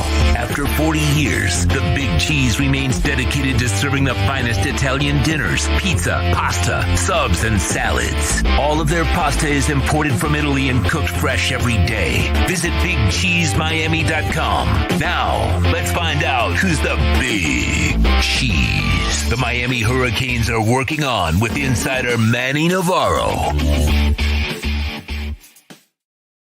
All right. There he is. And of course, if you want some delicious food, you got to visit my friends at the Big Cheese. They're at 8080 Southwest 67th Avenue. We're going to be broadcasting there live October 8th. So join us. We'll have the great food out there. We'll have a bunch of giveaways. We'll be giving away a lot of Big O Show shirts and hats and stuff. So come on out and join us. You might win a prize or two. I know they're going to be giving away some gift certificates, Big Cheese gift certificates. Manny might even be there to enjoy a little food. Yeah. That's correct. So Manny, I hear that Bruce Sherman is in charge of the Fresno State NIL stuff, and that's why Matt Sluka is on the shorts there. So talk to me. What this Matt Sluka story? I reached out to you a couple of days ago when this thing broke, and you guys had it on The Athletic, and talking about Sluka, how he, his team is 3-0. He's one of the main reasons why, and apparently there was an agreement with some, commitments, NIL commitments, and apparently Fresno State didn't live up to it, and he's like, "Well, guys, I'm out of here." And so talk to us about this situation, because, man, that's nice to see that here in Miami they pay. Yeah, I think, this is just one of those situations in college football. We saw it a couple years ago with Jaden Rashada, right, where he thought he was due, I think it was $13 million from the University of Florida. Well, he ends up transferring out. This is the first time, though, we've ever seen this in the middle of the season, where a player literally just says, "Hey, these guys aren't paying me what they promised, and I'm going to take off and go." And so it's huge. And I think it's something that, if you were a college football fan for a long time and you're just used to tuning in on Saturday and, hey, yeah, there's a transfer portal out there, and I can't wait till my team upgrades. No, this is the new scary world of college football, Big O. This is you could have players that do this because there is no governance. There is no body that is watching over this. In the NFL, you have repercussions for this kind of stuff, right? Your contracts can be terminated. They'll take you to court. All of this is behind the scenes money promised between agents and private entities and corporations to get these players to come to their schools. And there's nobody really overseeing this. And, it's a messy situation. UNLV was having a great season. I think they were. UNLV, I said Fresno. I'm sorry, UNLV. Yeah, UNLV is on pace to make the playoffs this year as a G5 at large. There's one G5 that gets in every year now in this 12-team playoff, and they were in a good position with two big wins over Power 4 schools, and now their whole season is shot. And it's the sad state of college football, man. That this is the type of thing that's happening. Oh, they face Fresno this week. That's why I said it. They face Fresno. Yeah, they play Fresno. They host Fresno this week, who's actually a pretty good team. Yeah, 3-1 as well. Yeah. So it's just sad, and I think ultimately here, if you're a Miami fan, I don't think you have anything necessary to worry about. Things are good here. That's a question. Yeah. But I was going to say, but I think if you're a fan of anybody else in college football, if you don't have a strong NIL, you could get screwed pretty badly. Yeah, and that makes no sense, dude. That's the quarterback. Yep. You're going to screw the quarterback? Yeah. And then everybody else at UNLV is like, wow, we're really the casinos aren't the only thing that's gambling here. Yeah. We're gambling here. You know what I'm saying? Like, really? Like, UNLV's coming to recruit you. And it's like, yeah, I don't want to gamble with you guys. Yeah, I don't want to go there. I mean, this is catastrophic for them now. Yep. Yeah. And there's other players that I'm sure are watching this situation. We're in that week right now. It's week 5 of the college football season coming up.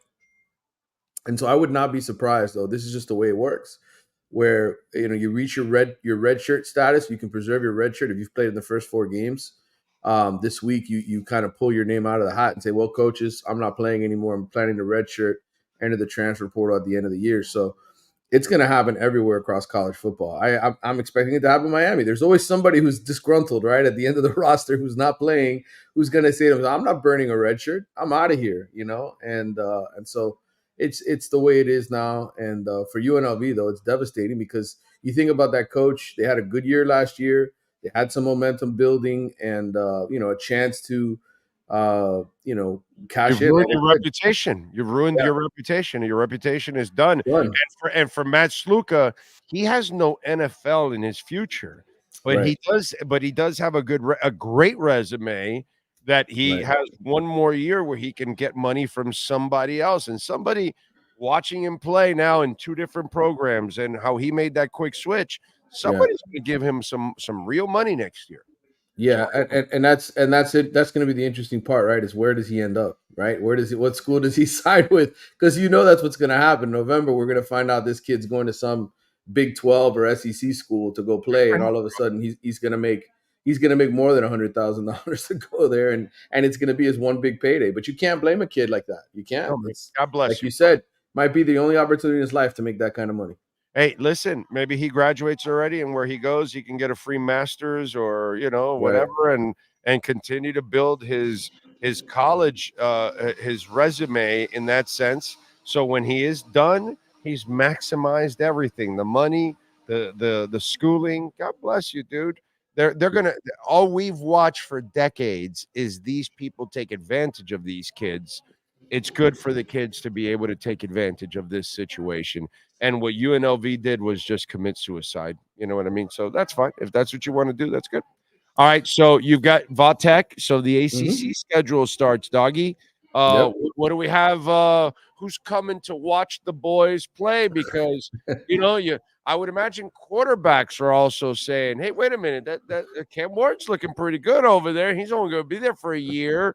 Yep. What's next there?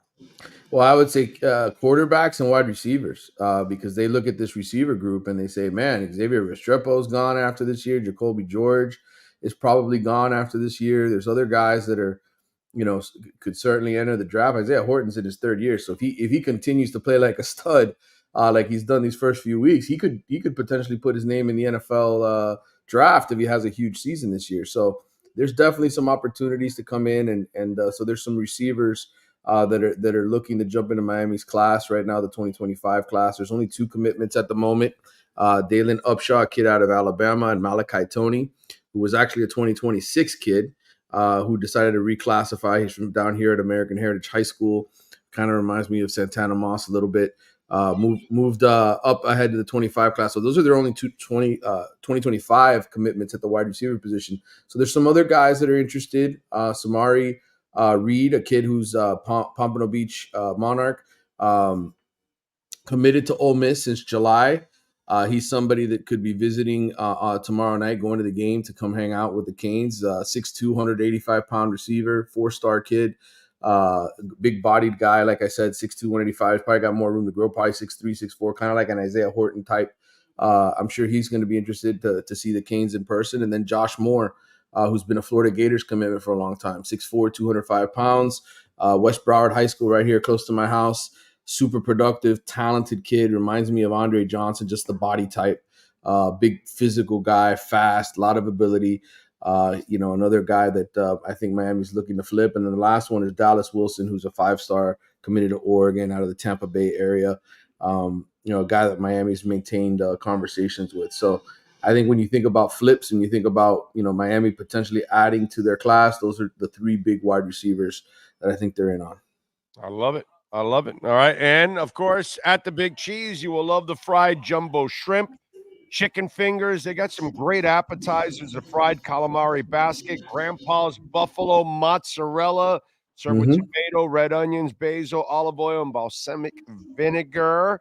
The seafood saute, Doc's New England clam chowder. So it's, not just your regular incredible pasta like the lasagna, the manicotti, the baked ziti. And, of course, all of the pasta is shipped from Italy. So you're getting quality food and family serving. So be prepared. All right. So some of these dishes are good for like 2 people. All right. I just want They are They are. I mean, the big families. portions. Yeah, yeah. So yeah, huge portions that you'll be taking some home. I guarantee you, like my wife did the other day when we went. So go check it out.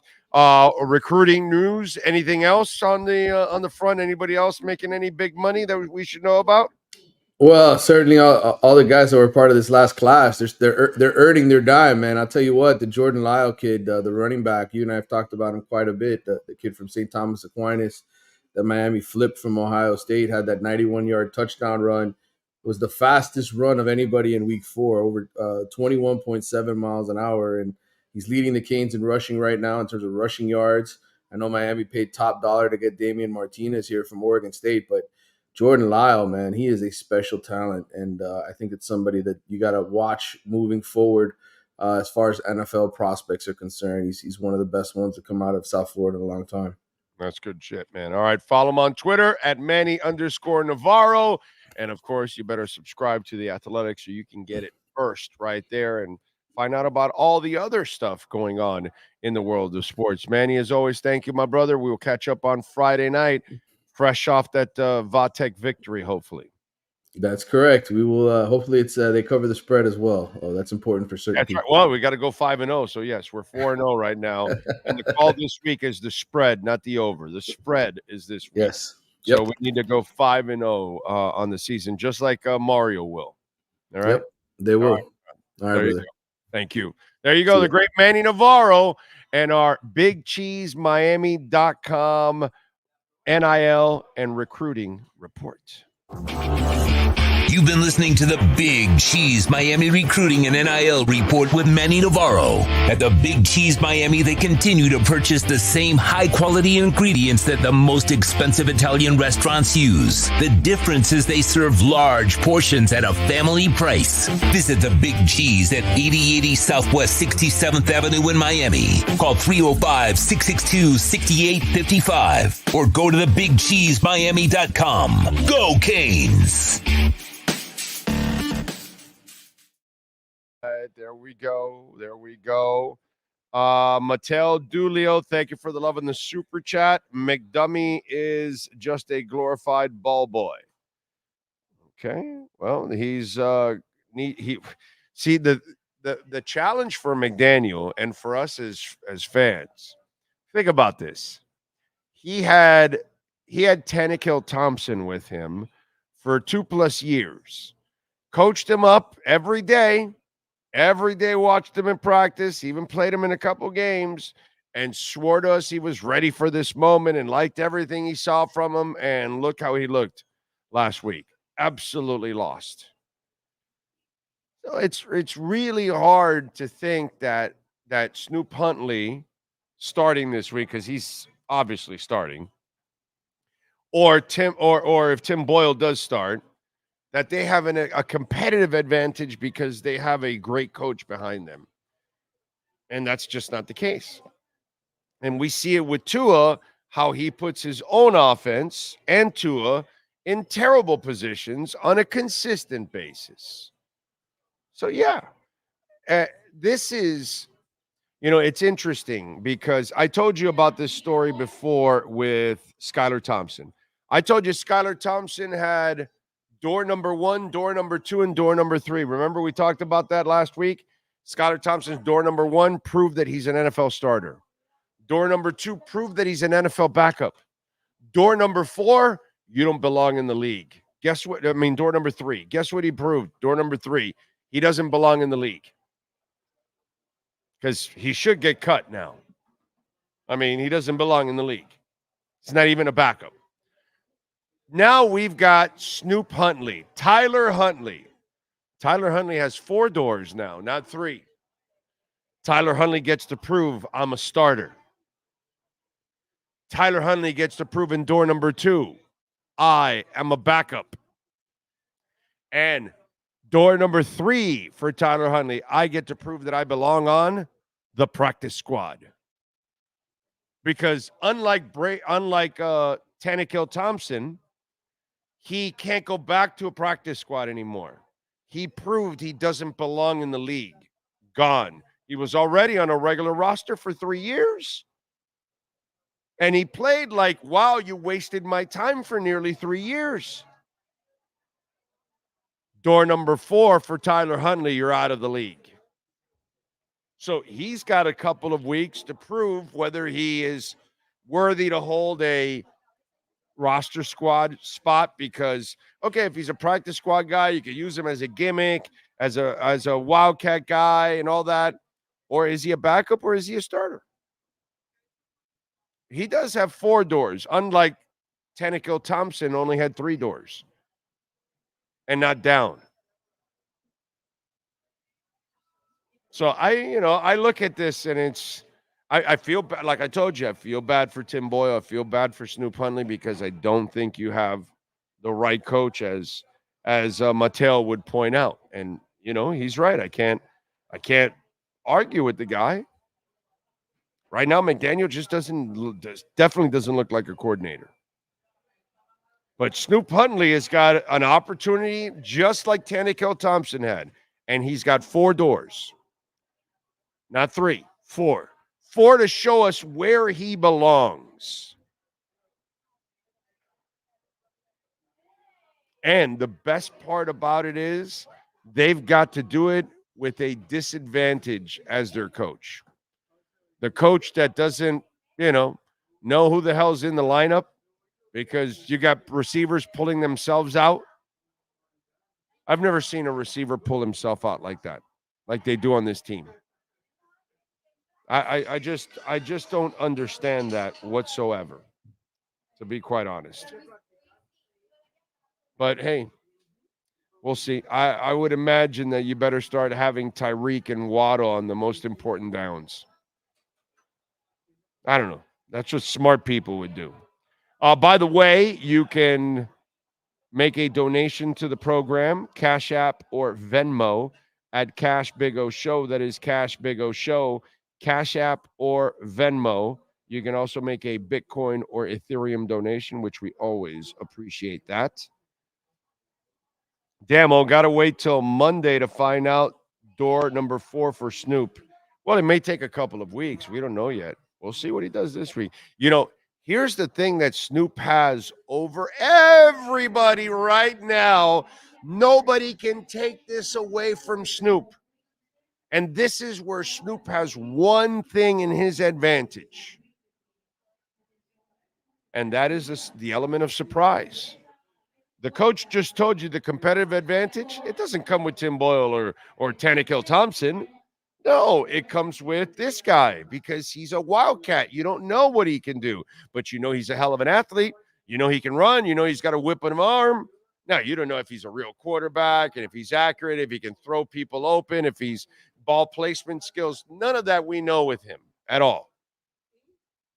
Okay, from what I've seen, and obviously the Ravens told us everything that they thought about Snoop Huntley. Yeah, you're not good enough for a roster spot. You can go on the practice squad. If somebody takes you, so be it. So they didn't really have a lot of real, hope for Snoop Huntley. If they actually thought he was a real quarterback, they would have kept him on the regular roster. Let's be honest. But hey, Snoop has the element of surprise on all of us now. On the defense, on the defensive coordinator, on our fan base, and everybody else. Nobody knows whether he can do it or not.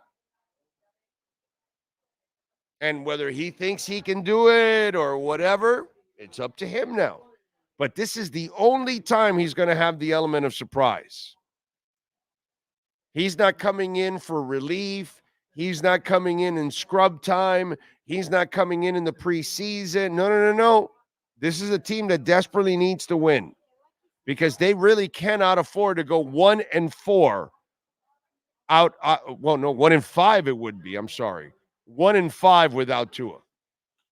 That Tua gets back and you're 1-5 because you lost all 4 games without him. They really can't afford that because they've got to go nearly perfect the rest of the way. They need to win 1 or 2 games. So they're playing Tyler Huntley because they know Tim Boyle can't win him a game. And really, Mike McDaniel's not good enough to coach you out of a game that you can't use your legs. So let's use Tyler Huntley because Tim Boyle can't use his legs. Tannehill Thompson can't use his legs. Hell, he can't be used, period, because he's got that. Let's go here. Let's go with the competitive advantage. Thanks a lot, Mike, for giving away the starter this week. It's fantastic. But Tyler, it's up to you. We went from Skyler to Tyler. Skyler and Tyler. Tyler, you've got the surprise element, baby. Can you use it to your advantage? You can even get one good week out of Tyler, and then they figure him out, and after that, because this happens a lot. The guy nobody knows can shock you.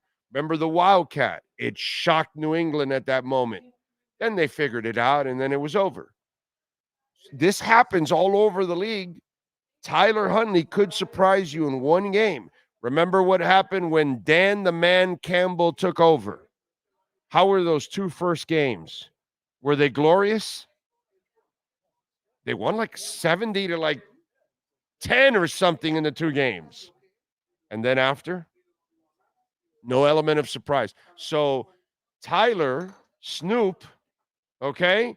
I know that his coach is on the sideline sipping that gin and juice, but he will have the element of surprise right now. This is the one game that the Dolphins can win because Tyler Huntley, Snoop, has the element of surprise. Because then they can just figure, because if he's limited, which I think that's what it looks like he is, the Ravens are not going to put a real quarterback on the practice squad. They're going to put a guy that's limited on the practice squad. So he's limited. This is the one game you could take advantage. But only a great coach can take advantage of that. We'll see what McDaniel's got in him. And then we'll find out. But this is the game. If Snoop Huntley's going to win a game, this is the game. You're home. You're not against a good team. Your defense should do well against Will Levis this time around, damn it. And you have the element of surprise. After that, there's no more element of surprise. They'll figure you out. Whatever limited game you have, they'll figure it out. They'll snuff it out, and you're done. But this is the one game that Tyler Huntley can win. This is the one game that you can surprise. This is the one game where the competitive advantage might actually exist because of the legs. We'll find out. We will find out. Okay. Cash App or Venmo at Cash Big O Show. That is Cash Big O Show, Cash App or Venmo. And you can make a Bitcoin or Ethereum donation, which we always love that. Bitcoin is at 64,715. So after crashing 65, dropped a little bit, which is normal. 3A Graphics Sports Calendar. Let's get to it. The great Alan Blanco. We love him. Custom printing and embroidery. Your company, your corporation, your school needs it. Reach out to him, 786-618-1443. The Sun defeat the Fever and eliminate them 87-81. UConn wins the series 2-0. Caitlin Clark, an inefficient 25 points on 10 of 23 shooting, 3 of 12 from three-point range. But Alyssa Thomas led the way for Connecticut. They were better, 19 points, 13 assists, and 5 rebounds. She's just a hell of a player. The Lynx over Mercury 101-88. Minnesota also wins the series 2-0 and advances. In exhibition hockey, it is the Lightning over the Panthers 8-7 at the Kia Center. Florida is now 2-1-1 in the preseason. Friday at 8 o'clock, they take on the Hurricanes. All right. And tonight, 8:15 NFL. We've got Thursday night football. The Cowgirls are visiting the Giants, and the Cowgirls are favored by 5.5 points. My selection is I'm laying the points with the Cowboys. Over and under is 45. Derrick Rose, after 16 seasons, has decided to retire. And on Saturday, Inter Miami will host Charlotte at Chase Stadium. Inter is favored on the money line minus 210. Charlotte plus 425. Monday night, Dolphins are favored by 1. Check it out at the Hialeah Park website. Sign up. Get your $100 no regret first bet. Over and under It's 36.5. There you go. That is your 3A Graphics sports calendar. By the way, Saran Neal at practice. Spotted, but don't know what he was doing. Moster was also at practice. Don't exactly know what he was doing. Teron Armstead, Fuller, and Long all did not practice today. And there you go. That's your 3A Graphics sports calendar. Frankie Fresco says Josh Johnson, 38 years old, beat Huntley as the backup QB in Baltimore. We can only pray Huntley shows something different. Like I said, Frankie, this is the only week that you'll have some element of surprise. After that, so, and you have a bad coach that really doesn't know how to prepare quarterbacks anyways. Frankie, again, if only the Dolphins had our boy Reed Sinnott, because Sinnott is in it to win it. He's right about that. All right, let's do it. We break. Hour number 3 is next. The great Steve Calabro from Hialeah Park joins us right here on the Big O Radio Show. After 40 years, the Big Cheese Miami is still producing great Italian food. They started in 1984. Since then, they've been winning awards while being voted the best inexpensive Italian restaurant in Miami. Visit them for great food, amazing service. Witness the decades of Cane's memories. The walls are like a Miami Hurricanes Hall of Fame. The Big Cheese delivers anything on its menu or party platter menu to your home, office, or even a park for a picnic.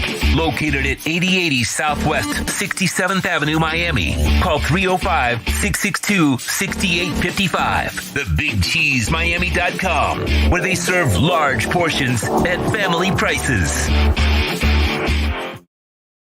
For over 16 years, EJDConstruction.com has provided South Florida residents quality craftsmanship, accurate project management, and exceptional service. That's why EJDConstruction.com is an A-rated member of Angie's List and the Better Business Bureau. When you're looking for the right custom home builder for additions or home remodeling, please call my friend Eric at 305-433-4843. That's 305-433-4843 for EJDConstruction.com.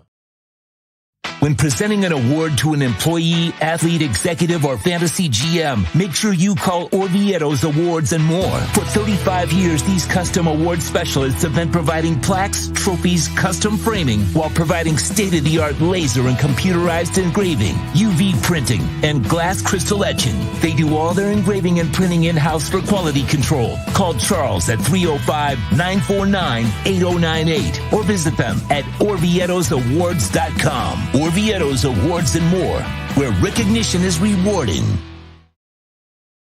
The lost city of Atlantis reveals its secrets at Toyota of Hollywood. Get legendary deals on over 2,000 Toyotas, like a 2024 Corolla, not 24,000, 20,988. Unlock the wonders of 0% financing for 5 full years, 0 down. Rediscover Atlantis at Toyota of Hollywood on 441 between Hollywood Boulevard and Sheridan Street. Open till midnight. This is the Big O Show. This is the Big O Show. This is the Big O Show.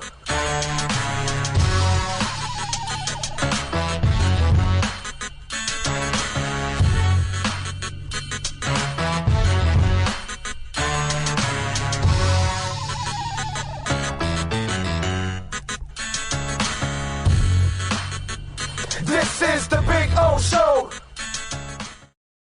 The viewpoint, statements, or beliefs expressed on the following program by the host, guests, or callers are not necessarily the opinions of FantasyXS.com, Media Group Inc., ownership, management, sponsors, or website. When it comes to South Florida sports teams, very few in the media have witnessed, lived, and covered it like the Big O. Let's start the program dedicated to your favorite South Florida teams with a passion that's unmatched. The Big O Radio Show is on. Here's the Big O.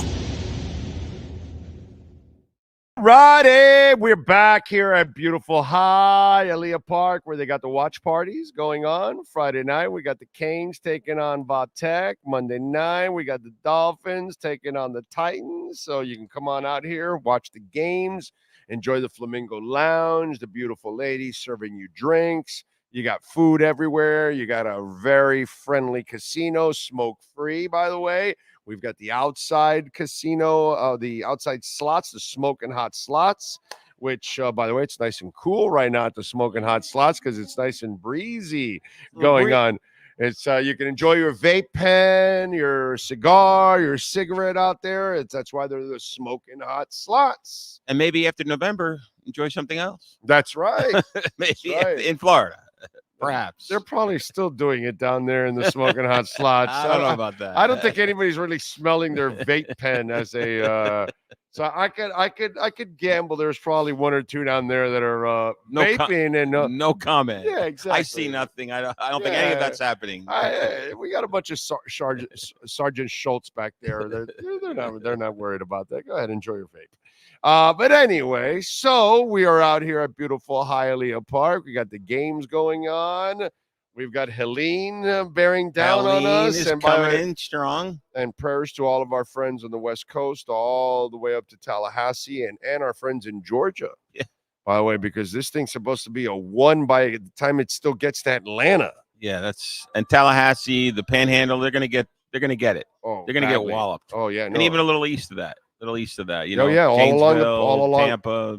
Yeah. It's gonna be ugly. Yeah, the storm surge. Yeah. You took the word. You're right. We live in Dade and Broward, so we understand storm surge and they hurricanes. do too, man. They get their share. I think they get more than we do. They're getting more in the last couple of years. They're getting more. Yeah, and the Gulf is worse because the water's warmer there. So so it heats up. The storm heats up. It ignites it even more. So prayers to all of our friends out there because. And by the way, everyone is going to suffer some kind of damage, water damage, and all that kind of stuff. So, by the way, remember our friends Welton Rayom. Just in case if you suffer any water damage wherever you're at, don't call the insurance companies. Please call Welton Rayom first. They have their own adjusters, 954-966-4646, because unfortunately, some of us are going to suffer some damage, dude. It's going to be ugly. It's going to be ugly, almost as ugly as the quarterback situation for the Dolphins. Yeah, you're speaking about damage. We have a hot thing off the press here. This is probably Sean should be paying attention to this. And Sean has beautiful aqua teal type of colors. He's prepared for it. Yeah, so I think he's qualified. According to the qualifications, if you own a Miami Dolphins jersey and have thrown a football with a spiral at least once in your life, please show up at practice, Sean, at the Baptist Health Center tomorrow morning at 9 a.m. For your tryout. I mean, that's how bad it is. Now, wait, maybe Sean. That's a handsome shirt he's got on there. Yeah, it's a handsome shirt. See, he was a quarterback in high school. He's more than qualified than most. Yes, than most. Probably more than Skylar Thompson. Well, now you're two people. Were you shocked at how bad Skylar Thompson was? It looked no, I wasn't, because the first time he was put in, remember, I was at the game. I literally saw fear in his face. Yeah. You can see in his body language and his face. Like I sit in the end zone, right at the dead. They call us the dead end gang there, right there in the first couple of rows in the end zone. And so he was on the 5 or 6 yard line, going 95 yards, and he was in the huddle. Coming out of the huddle, it looked like he was like a deer with headlights in his eyes. It was a little bit. I felt bad for him almost. Yeah, it looked like what McDaniel looked like on Thursday night after Tua got injured. Yeah, he looked like a deer in headlights also. Yeah, somebody's got to coach the coach, because he's not doing. I don't know. He seems to be. It seems a little odd in terms as a football leader. Yeah, he's approaching it in a very different way. I don't know if that way is going to be working for the long term, but it hasn't. No, it hasn't worked. Period. He doesn't respond to adversity, and he can't counter right away, which is really the sad part. That once he gets stifled, he has really no answer for it, and he doesn't really come there. The adjustments are never there, And I always use the example of when Brandon Staley stumped him. It took him a whole year, the year later, for him to counter. Brandon Staley. Brandon Staley. And that's Brandon Staley. Yeah, exactly. And that's where it's really bad because how many times are you going to play Buffalo and get your ass smoked? And you're not going to figure shit out? Come on, man. Let me tell you. So you bring up Buffalo. Buffalo, just about 6 weeks ago, we're talking about Buffalo's not going to be that good. They didn't take Xavier Worthy, blah, blah, blah. But they're looking like Supermen. Right now, yeah. Josh Allen looks like he's a man beater right now. But they haven't played anybody technically. I guess, but he looks really. I mean, I think I didn't get to it earlier in the week. I think I made that note for the Bills. Yes, they've played the Cards, Miami, and Jacksonville. So think about what you just said. It almost pains me to hear that. They played nobody, and we're one of the nobodies. Okay, this is just a sad state of affairs. Now, listen. I mean, what are you going to do? But I gave you the 3 teams they've played. Yeah, are the Jags anything No, impressive? Probably the worst. Cardinals are the best team out of the 3. Yeah, the worst regression of a quarterback that I've seen in the last few years. I thought Trevor Lawrence. So did I. I thought Trevor Lawrence was going to be like a stud. He's going to be stud. His second or third year in the NFL. He learns the system, learns how to read everything. Oh, by the way, holy mackerel! Trevor Lawrence got an ex-quarterback in the NFL to be his head coach. He's going to know the right plays to call for him. He's going to coach him around mentally and teach him stuff. He's gone backwards. No, I know it's he bad. literally has gone backwards. Yeah. Now, and that's a sin, but that's okay. That's at least that's Jacksonville's problem. No, and it's hard. It's quarterbacks. It's hard to guess what they're going to be. You know what I mean? We're all not going to be perfect on that. We're going to miss a lot because they miss a lot. Think about, and they miss it both ways, right? Yeah. So they think Trevor Lawrence is going to be the greatest thing since apple pie, and they think Brock Purdy's like a throwaway. And Tom Brady. Yeah, well, but I'm talking recent. I'm Right, talking no, the I'm last saying. 2 years. Yeah. Think of this, like 3 years ago, Trevor Lawrence was like, Heisman Trophy type candidate, right? Brock Purdy was, what was his name? Mr. Irrelevant. But Iowa, Irrelevant. Iowa State at where? Who was that quarterback? Nobody knew. Nobody in the sports media knew who Brock Purdy was. No. To speak of, maybe the regional sports people in Iowa maybe in the middle of the country knew him, but most people didn't know who he was. No. And now he's one of the best quarterbacks in the NFL. And accomplishing and still not really getting Now, the respect. if you don't want, that's because you want to be ignorant. No, there's a lot of sports people that are not giving him. You want to be ignorant. He can't be good. He was the last pick in the draft. I mean, are you kidding me? No, He's been to the championship game. He's smart and he's accurate, and he delivers the ball every time. He doesn't have to throw it through the stadium. He doesn't have to outrun people. He doesn't have to run for 80 yards every game. People are in love. They're all in love with the size queens and the run queens and all that. And quarterbacks are just, dude, Peyton Manning is the same thing. He didn't have a great arm, and he didn't run, and neither did Tom Brady, and neither did Dan Marino, and Bob Greasy could scramble a little bit more than those guys, but still, he was going to win with his mind and his arm and his accuracy. There's lots of these quarterbacks in the history of the game. That's why I get pissed at Tua. It's like, dude, do your job. It's passing. You're not a football player. You're not the runner that's Drew going to. Brees is not a football player. Dan Marino's not a football player. Tom Brady's not a football player. Purdy can take off and run a little bit for. He's not a football. That's not what he's there for. He's there to drop back, deliver the ball, and get the hell out of the way, dude. And if they intercept you, bro, watch him take the interception. Don't worry about. Don't go tackling him. That's the stupid shit Tua would do. Dive head first into the guy. Oh, into I'm a pissed. defensive. Yeah. Like I'm going to be, I'm going to guy. save the guy that stole my football. And I'm going to save the game. Marino's like, yeah, you took my. All right, I'll get you next time, you bastard. Listen, you mentioned Bob Greasy. Can I digress for a moment and tell you a little Bob Greasy story? Go for it. So I'm playing golf with Bob Greasy in the Larry Little. We have a Larry Little Foundation event. It's going to be the first December of this year. We do it every year. Every year we do it. It's a great event. The golf is on, I believe, the Saturday. The party's on Friday. Saturday. Golf's on Saturday. We have a foursome and a celebrity with every foursome. So Greasy's a hell of a player. He's not he's up there in age, late 70s. He's a quarterback. Yeah, but he's not most quarterbacks are good golfers. Hand-eye coordination. Good quarterbacks. golfer. So pitchers. But he's not. Have you seen pitchers play golf? Yeah. With what's his name from the Baltimore Orioles. Ripken? No, the pitcher when the four guys. Pitchers. Won four. 420. Flanagan or Palmer. Palmer. Yeah, Palmer. Great golfer. So anyhow, so now we're back to so Greasy. He's not like he's not Mr. Jovial. No. He's not Mr. He's never been Mr. Personality. Not Mr. Personality. No. Everybody So knows we're playing, and everything's cool. We get through about 15 holes. There's a lot of golf that we played. And all of a sudden, Greasy says to the three of us, and he says, the four of us, he says, "Hey guys, I got a story." Like, really? You got a story? Oh, you want to talk? You actually want to? You want to communicate? Talk? Talk? Yeah. Okay. Maybe one of us hit a good shot, and he had a bad shot, so maybe he wants to you make up. But did you throw a party or something at that moment? I was like, celebration. He wants to talk. Okay. Oh. So he says, I still hold the record. I hold the record for losing the most yards in a sack. Right. And I said, really? In the NFL? He goes, yeah. I said, what? He goes, you want to hear what happened? I said, yeah, sure. Rookie year.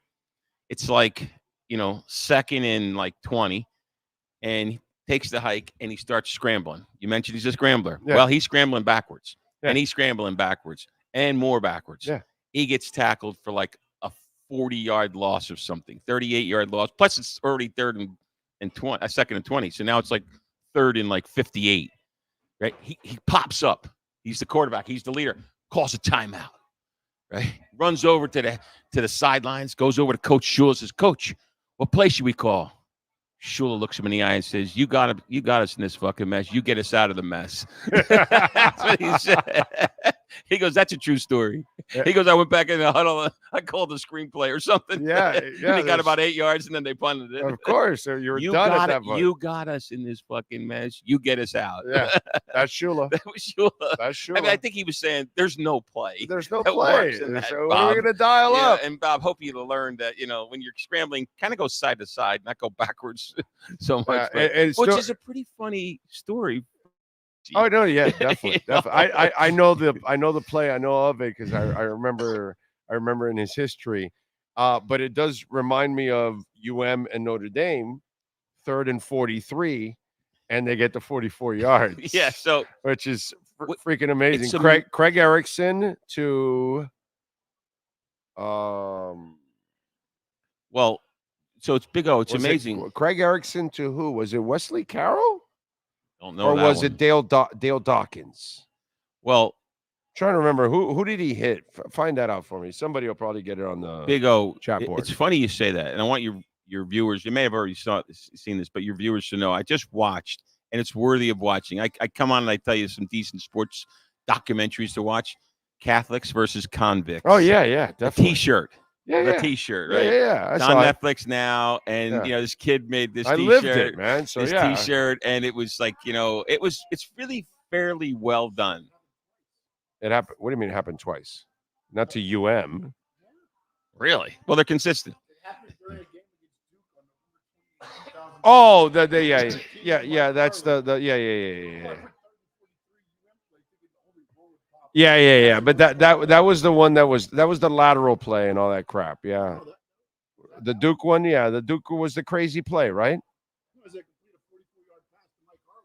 Wow. Converting the long third down and keeping the drive alive. Okay, but that one meant nothing. This one meant something. Those are garbage years for UM. I don't really care. At any rate, the Jersey guy has his picks. He sent them early. Hold on, I got to get this answer. I need the answer. Is it Dale Dawkins or it's not Wesley Carroll? I'm going to go Dale Dawkins. No, who was it? Randall Thrill Hill. Thrill Hill. There's his nickname. Wow. There you go. It was Thrill. Okay. All right. Next. What do you got? Jersey guys. All right. Let's see what you like. I need both of you to weigh in. Okay. Jersey guy says Texans over the Jags. Big deal. I mean, come on. Everybody's over the Jags. Well, no, yeah, but what's the spread? 6.5. 6.5. -6.5 over the spreads. They beat them by a touchdown. Okay. Yeah. I think that's doable. And I think the Texans need to bounce back. They had a little bit of a lackluster performance this past week. And, they'll beat the Jags. Yeah. The Jags are a complete mess. Yeah. So that's an easy one. So, okay. I like that one. Lions over the Seahawks, -3.5. Lions over Seahawks. And where is that game? Seattle. That's Seattle. Pretty sure it's at Seattle. Okay. And how much is it? 3? -3.5. I have it at Lions. Oh, do you have it at Lions? Yeah, I have it at Lions here. It's Monday night's game. It's the second Monday Oh, night yeah, game. yeah. I'm sorry. I'm reading the upside We're, down. we're the shitty Monday night game. That's the good Monday night game. We're the shitty Monday night game. Tennessee and the Dolphins. Do you hear what we're saying about the Hey, that's the positive. At least we get to go to sleep an hour and a half earlier. Yeah, a little earlier. Huh? No, 7. It's a 7:30. 7:15 or something. Better like than that. 9. Better than 9. Oh, it's 8:20. Yeah, the on second Monday game. night. Yeah, it's only an hour difference. It's weird. Like you have to pick. Okay. You got to pick and wasn't it- choose which game to watch. Wasn't it always 9 o'clock? Right, it was, right? But they're going to compete against each other. It's weird. I know the Sunday was 8:20. I don't know why I kept thinking Monday was 9. Third pick. You're going to like this one. Okay. By the It's way, your boys. I do like the Lions at home laying the 3.5 against Seattle. Steelers over the Colts. But I like the over better 46 in that game. Seahawks and Lions. Oh, yeah. I do like that. I like the over. I have to talk to you about the over-under, too. I have a confession to make. Okay. So the Steelers over the Colts, plus 1.5. You think Steelers? I mean, look, this guy. It's Well, your boy. The guy finds a way to win every day. Yeah. I would easily take the Steelers at the Colts here for sure. I don't trust Richardson anyways. So yeah, definitely. I would I take just the dumped him in my Steelers. fantasy league. You know who I picked up instead? Who? Sam. Oh, Darnell. Yeah, he's played well. Yeah. I just picked him up. Yeah, He's played well. He's leading the league. He's leading the NFL in touchdown passes. He's got a great receiver. No, I dumped Richardson because you know why? I have Daniels. Daniels is a beast. Oh, yeah. He's a beast. The first 3 weeks in No, he's played well. fantasy. Kids He's look playing good. real good. Kids look good, man. So that's his 3 picks. He has an extra pick. I don't know what he's doing with this extra pick. I don't know. I don't pay attention to the I extra. like the Steelers pick. Only 1.5 over the Colts. I don't think the Colts are that good. I think Richardson's going to throw The 2 only thing I interceptions. disagree with him is it's not that it's a bad pick, the Detroit pick. It's just I love the over in that one. All right, so the other pick he has is Saints over the Falcons, minus 1.5. Oh, the Saints have played so well. Yeah, I mean, and they they're should on beat the the Falcons. but they're on the road. Yeah, but that's close. That's close. That's like Philly and But the Saints are getting the points. Yeah. At the Falcons. Okay. Yeah, I can. Yeah, that's not bad. I'll probably stay again. Wait a minute. Hold on. Give me the over 42. All right, so let me make a confession here as a Dolphin fan. Yes. So I'm watching the game, and this past week, Yeah, the Dolphins over. versus no, I bet the under. Oh, and I won. Yeah, good Now for that's you. weird. You know, so I bet it. And I said, "Come on, this is an easy under." Yeah, it was like into the game a little, and it went up a little, so it was like 40 something, like 44.5 or something like that, 40 something, and they end up scoring 40. What they score? Yeah, so it was not even close, right? Not even close. Yeah, so but it was like 43.5, 44.5. And I said, this is a no-brainer, right? Now I'm thinking to myself, I'm watching my team, and I'm hoping that nobody scores. It's a confession I need to make. No, it's, right? it's My just- friends start giving me crap. They're saying you're a Dolphin fan and you're hoping that nobody scores. I mean, that's like it's not that you're hoping; it's the reality. Whether you Yeah, hope it or was you like, done to it, me, it was going to a no-brainer. happen. It was a no-brainer. I won it. And It's going to happen. It was like the only bet I won. You know, then It's not like felt- you weren't betting against the team; you were just betting that it was going to be a low-scoring thing. So here's what happens. So now that my friends start guilting If me. Miami was going to win, it would have to be a low-scoring Yeah, game. exactly. No, They didn't have the offense to keep up with it anyway. So this is why sports betting is so good. Remember, you have sign up with the QR code, That's Hialeah right. Park We got it on landing there right page, there. on the landing page, Hialeah Park first. So I'm feeling a little guilty about betting the under. I'm betting sort of, I don't know why I should feel guilty, but I was. And so I said, I'll bet Achan to score a touchdown. And I didn't win that one. So I broke even. I lost the Achan bet. I thought for sure they were going to get some half-ass running touchdown. yeah. And it was going to be meaningless or something. And Yeah, you figure they get some points. nobody's going to throw the ball. They're going to have to hand it off. Yeah. And maybe Achan's going to have a 20-yard run. He's going to get into the end zone. And I just don't have a lot of hope for McDaniel anymore. I've lost a lot of hope for Yeah, McDaniel. I could, and I actually feel like it doesn't matter. I could tell Snoop Huntley's going to start by the way McDaniel was talking about it already. He's giving it away. But I feel like Tim Boyle or Snoop are going to be at a disadvantage. This guy was talking up Tannehill Thompson for 2+ seasons. And look how you play. And so you've had this guy in the quarterback room in the practice. You've had him in a couple games. And this is what you prepared? He's regressed also. He looked like he didn't belong in the league, period. Yeah, I know. That last sack that he took, that he rolls all the way down and he holds the ball for like 8 seconds and then he gets clobbered from behind. Yeah, clobbered from behind. Like, that's Ryan Tannehill. He is Tannehill Thompson. He has no pocket presence. And so how do I know you can even prepare these guys on short notice? Listen, I got to tell you, the next 3 weeks, one of them's a bye, I guess, right? Yeah. So the next 3 games, usually the week 6 bye is a bad thing, right? It's a little too early. But for us, maybe it's okay, right?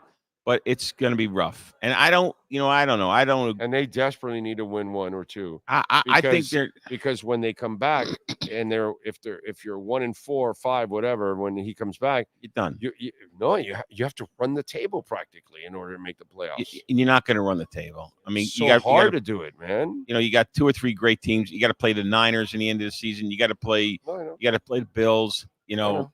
That's not going to happen. So, at any rate, you still can make the bet. The sports book is fantastic. Listen, our poker room, I want to tell you something. We're implementing a bunch of promos. Okay. What do we got? Oh, they're starting in October. First of all, I'm going to just tell you, thank you so much.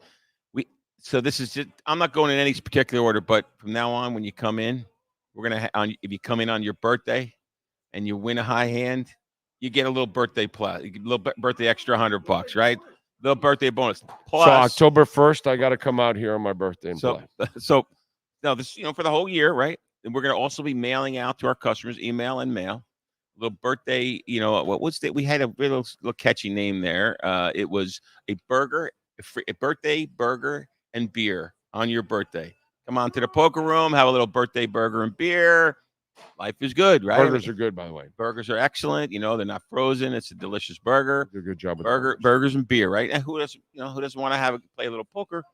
That's some of the double points after. We're going to have from starting October 1st, double points after 9 p.m. So we have all the high hands during the day and things are going well. It starts to tail off a little at 9 o'clock to start last high hand. 9:01, boom, start earning double points. Okay. There's another promo. We're doing a bunch of things going on. We've got a 1-card high hand. So let me just get the details here. There's a lot of hot topics here. We have a 1-card high hand promo. So if you win a high hand, we're going to have a wheel here. We love wheels. We had a wheel here on our poker party, and the customers there's something about spinning that wheel. I know it's carnival. Yeah, the whole sound of it, and then you win prizes. You win a prize anywhere from a piece of apparel to all the way up to $400 in cash. But we don't give it in cash; we give chips because we're here. So right, we say cash, but it's really chips. Chips. Yeah, you could turn it into cash. You certainly can. Chips you turn into cash. It's your choice. And that is going to. Wait, I got to tell you the days of that. That is Wednesdays and Thursdays. So you'll be here. You'll be listening. You'll be hearing the clitter clatter of the wheel. As a matter of fact, maybe we'll have Sean walk up and just spin the wheel. Yeah, we got to. Maybe we'll have Big O spin the wheel for some people that win. Exactly. Or for Big O. Big O. Hey, I can win too. I'm not an employee. I'm eligible. Yes, exactly. And then Sunday, Monday, we're gonna have a straight flush promo. Nice on Sundays and Mondays. If you hit a straight flush with 2 cards, you get 200 cash automatically on top of the high hand. So, which is probably likely the high hand if you have a straight flush. I guess there could be 2 straight flushes, and you might have the lesser of the straight flush. That could happen, but the better one. So we're coming out. We're rolling out a bunch of new promos for October, in addition to our already good high hands. This Saturday, what do we have here? Let me ask you something, Steve. Can you guys become also online? No, we cannot. Not yet. We are. What a shame. Well, because I was thinking about that. You have your real casino, and you should and Hialeah Park should have a virtual casino too. So we would. So I'm thinking, that's where we're going with AI, and we could do it like this, from a technical standpoint. I know. To answer your question, so that has to be approved by the state, obviously. But that's why we are in the sports wagering, because sports betting is digital. It's really kicking the door open a little to the online casino. Now, the way I would like, it's smart that you said that. The way that I believe states should grant licenses for online is to give the brick and mortar Obviously. the online. So it happens in New Jersey. It happens in Pennsylvania. It happens in Las Vegas. If you have a brick and mortar building casino license, like any of these poker rooms in Florida or the casinos, you've been paying taxes you've for a been long paying time, taxes, baby. You know how to run a regulatory, environment. You get the online license. That has not happened in the state of Florida, but sports betting kicks the door open to start. I know eventually you will be whether you like it or not. Oh, it's going to happen, and it's going to happen, and crypto's going to happen. Yeah, I get it. I get it. And crypto's going to happen. You're talking to a guy that's 66 years old. 2 years ago, I couldn't really imagine live wagering on sports. I tell you the truth, there ain't a better way to watch a game than to bet a couple bucks on a game in the middle of the first quarter, getting the feel of it. I mean, this, I bet here I am watching the Dolphins, and I sense that it's going to be a low-scoring game. I make the bet. You have context. You have everything going on in front of you. You really know what's going on. When you do it before, you're kind of predicting. You don't know what's going to happen, but when you're in the game, you know exactly what's going on. And one last thing. So I tell you, that shirt is a really nice Dolphin color. I tell you, Sean, you can dapper with that. That's a Dolphin shirt without a Dolphin logo. That's basically what it is, because it's Dolphin colors. But Saturday, that's way off. I know you want to pick another one, but I got overridden on this one. Giving away a car on Saturday of Thanksgiving weekend. The day after Black Friday in November. Okay. It's just it's one of those great, beautiful little Mercedes Benz. Oh, another Mercedes. We love the Mercedes. I'm telling you, the people went nuts. We did a little survey, and people went ballistic for the Mercedes. Mercedes is a great car, man. It's one of the most dependable cars in the world. Yeah. Probably one of the most. We're trying. We're trying. Not yet. Not yet. You know what the problem is? Hey, Hey, this time around, Pat. I can't get a boat dealer to lend me the boat. I can't get a boat dealer to put the. No, I don't know what it is. I think they're selling boats, and they don't really want. They don't want some boat sitting here for.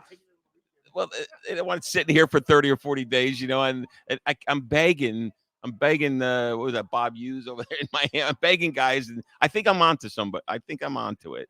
We'll get a boat soon, but the boat dealers look at me like upside down.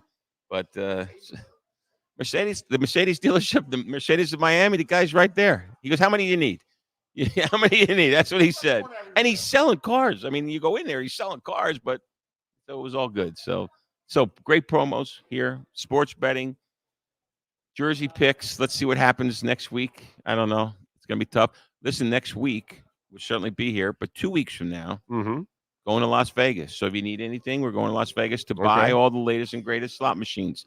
That's our, once a year. You know how we have it. It's their conference every October where they introduce the new slot machines and all the new stuff, just like cars. The car show, they introduced the new models. Well, years ago when you went to the show, you had a little slot machine with a screen about the size of Sean's laptop here. Now the screen is 55 inches, and it's stacked on top of a 30-inch screen, and it's got 4K definition, and the thing comes out and grabs you and gives you a massage, and bless, it's ridiculous, So we're going in that. So not next week, but the following week. So next week I want to check the Jersey guy and see how about the Circa has how about their sports book? The pool, all the pools, the pool, and they've done a hell of a job. They've done a hell of a job. And all the screens, man. I mean, the whole way they've done it. And look, that's like a great example of revitalizing downtown area. Oh, yeah. The downtown area was a little. Fremont was trash. Yeah, a little seedy. Now you go to Fremont Street to go. Now it's a must to go to Fremont Street. Well, it's certainly for guys, you two guys, when you want to do the zip line. Right? Oh, for sure. Both of you guys are zip lining down Fremont Street. Yeah, I mean, all the time. Yeah, the hands out. Yeah. Guaranteed. Yeah. I'm going to pass on the skip line, but not a big one with heights, Yeah, but that Circa Hotel has just that ignited the entire. I'll tell you how. And they put it on the roof too. That they put all that. It's very cool. They did a really good job. They revitalized it and they made it something now. So it's pretty cool. I'm going to end you with this. I'm going to beat myself up here. Okay. I used to be a little bit of a risk taker. When you're younger, you take a lot more risks. Now, like I said, I'm in my 60s, right? So a little older, a little less moving, a little less, stretchy there, right? So storm's coming. Got to tie my boat up, right? You got to put the whole thing. It's on a lift, so you got to like ratchet it down, right? So it's like 7:30 in the morning, Wednesday morning. It's raining, right? Now I have a lift. It's a metal lift. I have a gangplank, but my legs don't reach the gangplank. So now I'm like, hey, wait a second. If I slip, I'm gonna end up in the drink. It's 7:30 in the morning. Nobody's gonna know me. I'm gonna be like down the river, and this may not end up too well. Right. So full disclosure, I put on a life preserver. I said, just in case, then I'd be just some 60-year-old man floating in the river, at least still breathing, right? Hey, man, it happens. But I tied the boat down. Everything was fine. And first time in my life, I actually tied my boat up with my life preserver. I was afraid I was going to fall into the water. But see what happens when you get You never know, dude. I was being crazy better. as shit happens. It was just one of those stories of, why did Steve do that? Oh, he slipped. They wouldn't know. They wouldn't know. Right. They would totally jump in. This entire state is in tropical storm warning.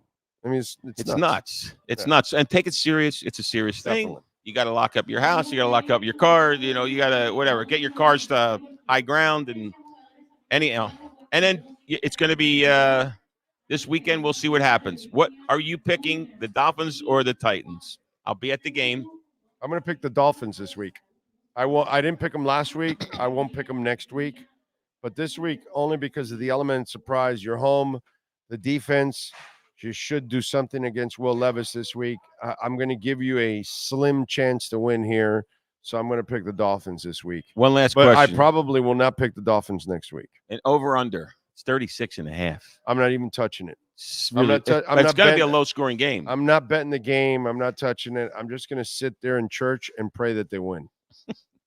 I'm going to watch this game at church. I'm going to do the pregame show, and then I'm walking over to church, and I'm going to watch it the entire time in church. And I'm just going to pray for a win because I need it. When Tua comes back, I can't have him kill himself thinking he has to win every damn game. So, Alrighty.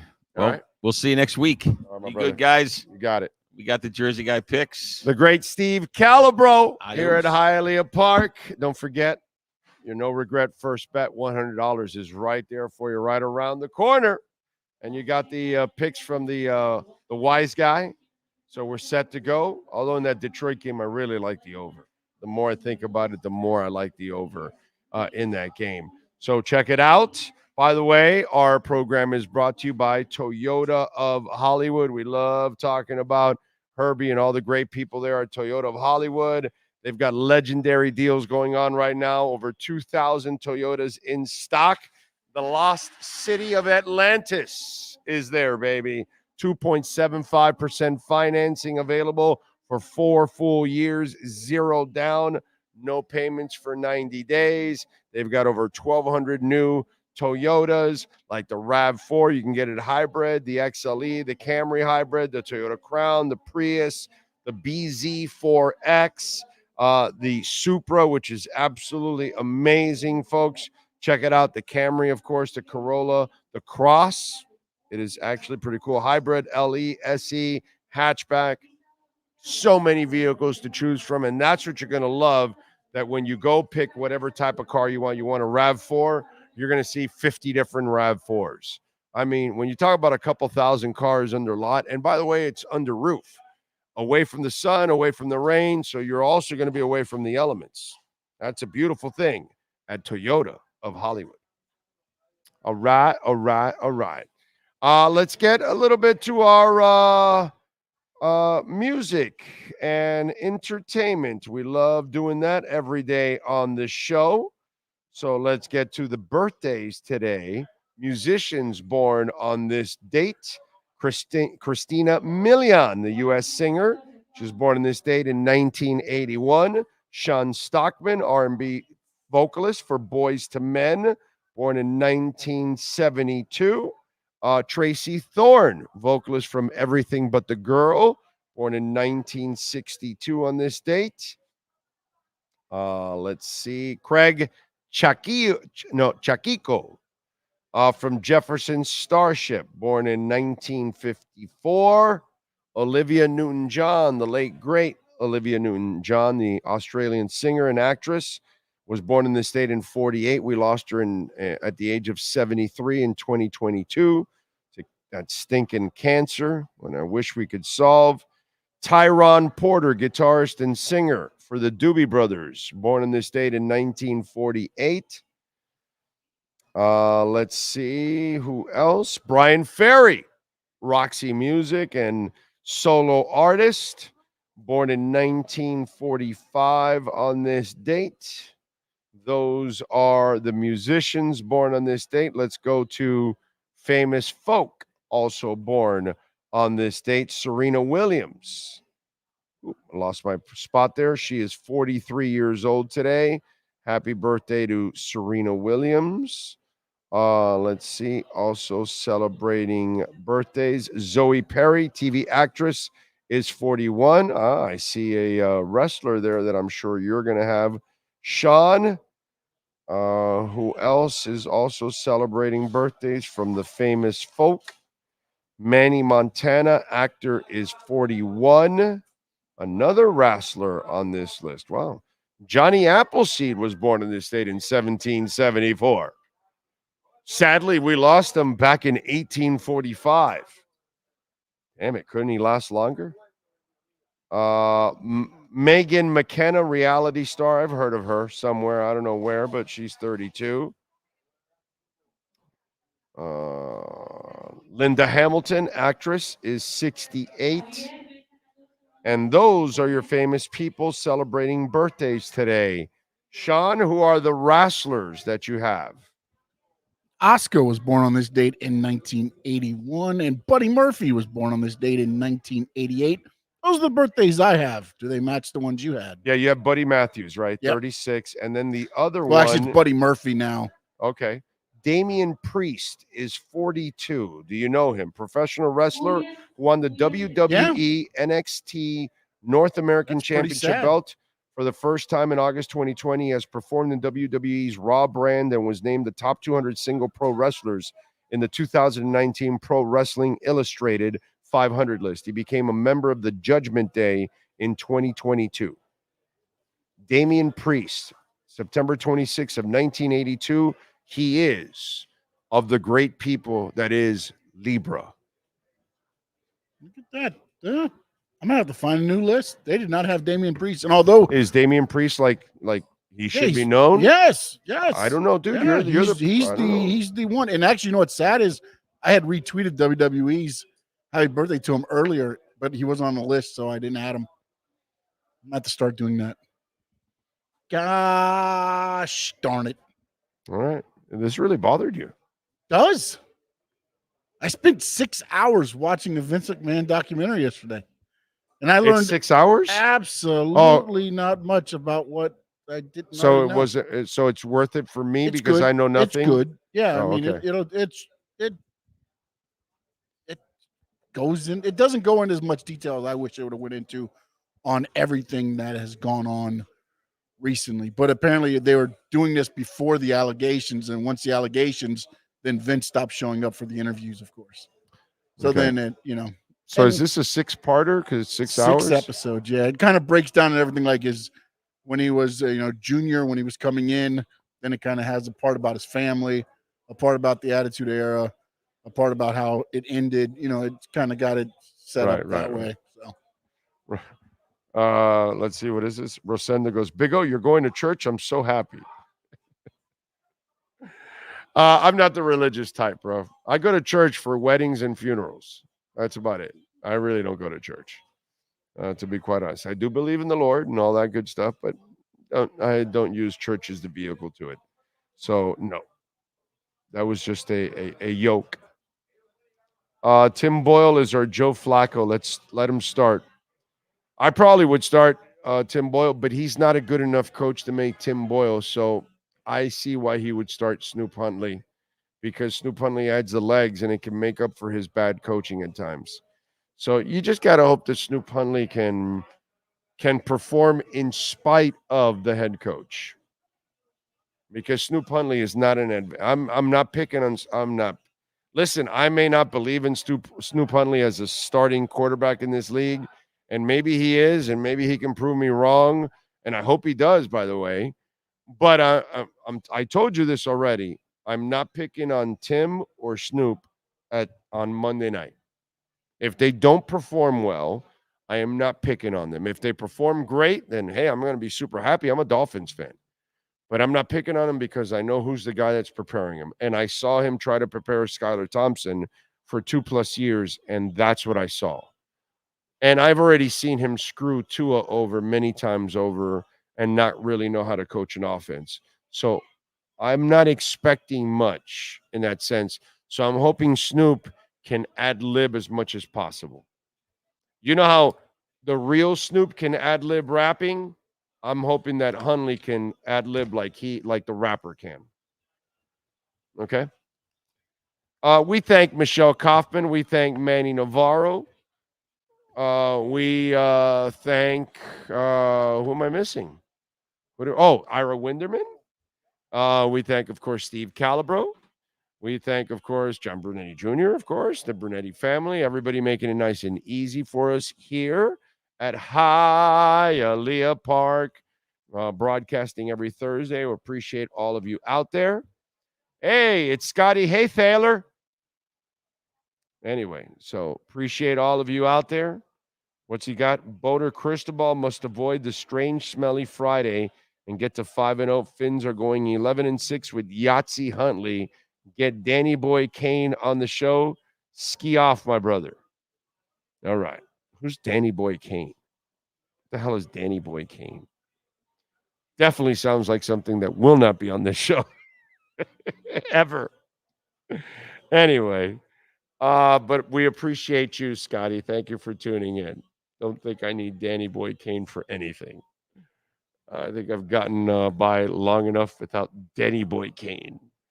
But appreciate all of you out there. If you dropped us a Venmo or Cash App, by the way, let me see. I haven't even checked. Oh, Aaron Glassman, thank you for the Venmo. Always love the show, brother. I can't believe we are in this situation again with the Finns. Well, what can I say? If not Skylar, then Tyler.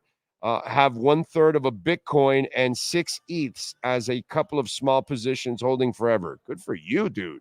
You're a stud. 1/3 of a Bitcoin is awesome, bro. I'd like to get there myself. And 6 ETHs, that's amazing, dude. That is freaking awesome. Good for you, dude. I'm proud of you, Aaron. Big time. You're going to take care of yourself and your family. That's awesome. Steve M. says, wait a second. We played the Bills with a healthy Tua and all the weapons. If that's 1 week, that 1 week team weeks Buffalo played, then why is anyone talking about saving the season? Because they have to save their jobs, Steve. They have to go down this path. They have to bring Tua back. They have to play him. They're not going to be given the luxury of going out and buying another quarterback or trading a bunch of picks for another quarterback. That's not going to happen. They're not going to get the luxury of hiring their third coach. As much as I like Greer, McKenzie, and Allen and want them to succeed, I have to be honest. This is a house of cards right now. So they have to get back to Tua, and they have to pray that Tua learns for once that he's not a football player and just a passer and survives the season again and plays the game the way he's supposed to play and gets them in the playoffs. Because that's the only thing that's going to save their asses. Because if it doesn't happen, then they're all going to come back on a major hot seat or be fired. One of the two. That's automatic. That's writing on the wall. But they have to go down this path. McDaniel's not going to lose the play calling. He's going to do what he needs to do because he has to prove that he's the guy. They're not going to go out and get another quarterback. That's not going to happen. They're going to try to survive and wait for Tua to come back. And that's it. And they're going to try to save their own season because they have to try to save their jobs. They cannot tank. They just can't. Even though tanking may be the best thing because Tua has not proven to anybody, including them, that he'll ever learn. And that's really frustrating that after all these injuries, Tua is still stupid enough to put himself more at risk for injuries. And I have to say it that way because that's what it is. He's a smart young man, but when he gets on a football field, he has a tendency of getting stupid and doing stupid things that put his body at risk. But unfortunately, this is where we're at, and we have no control over it. They control it, and they have to try to save their asses. So they have to ride this out no matter what you and I think. That's all. But thank you, Steve, as always, for your donation. And thanks to all of you. If you made a donation, Cash App or Venmo at Cash Big O Show, or if you made a Bitcoin donation, thank you, because it's always extremely appreciated. That is a donation that you're making, a perpetual one, and we appreciate that. All right, we are out of here. We'll see you tomorrow morning at 10 a.m. Thanks to the great Sean Stanley. We'll see you live at Craig Zinn's Acura of Pembroke Pines.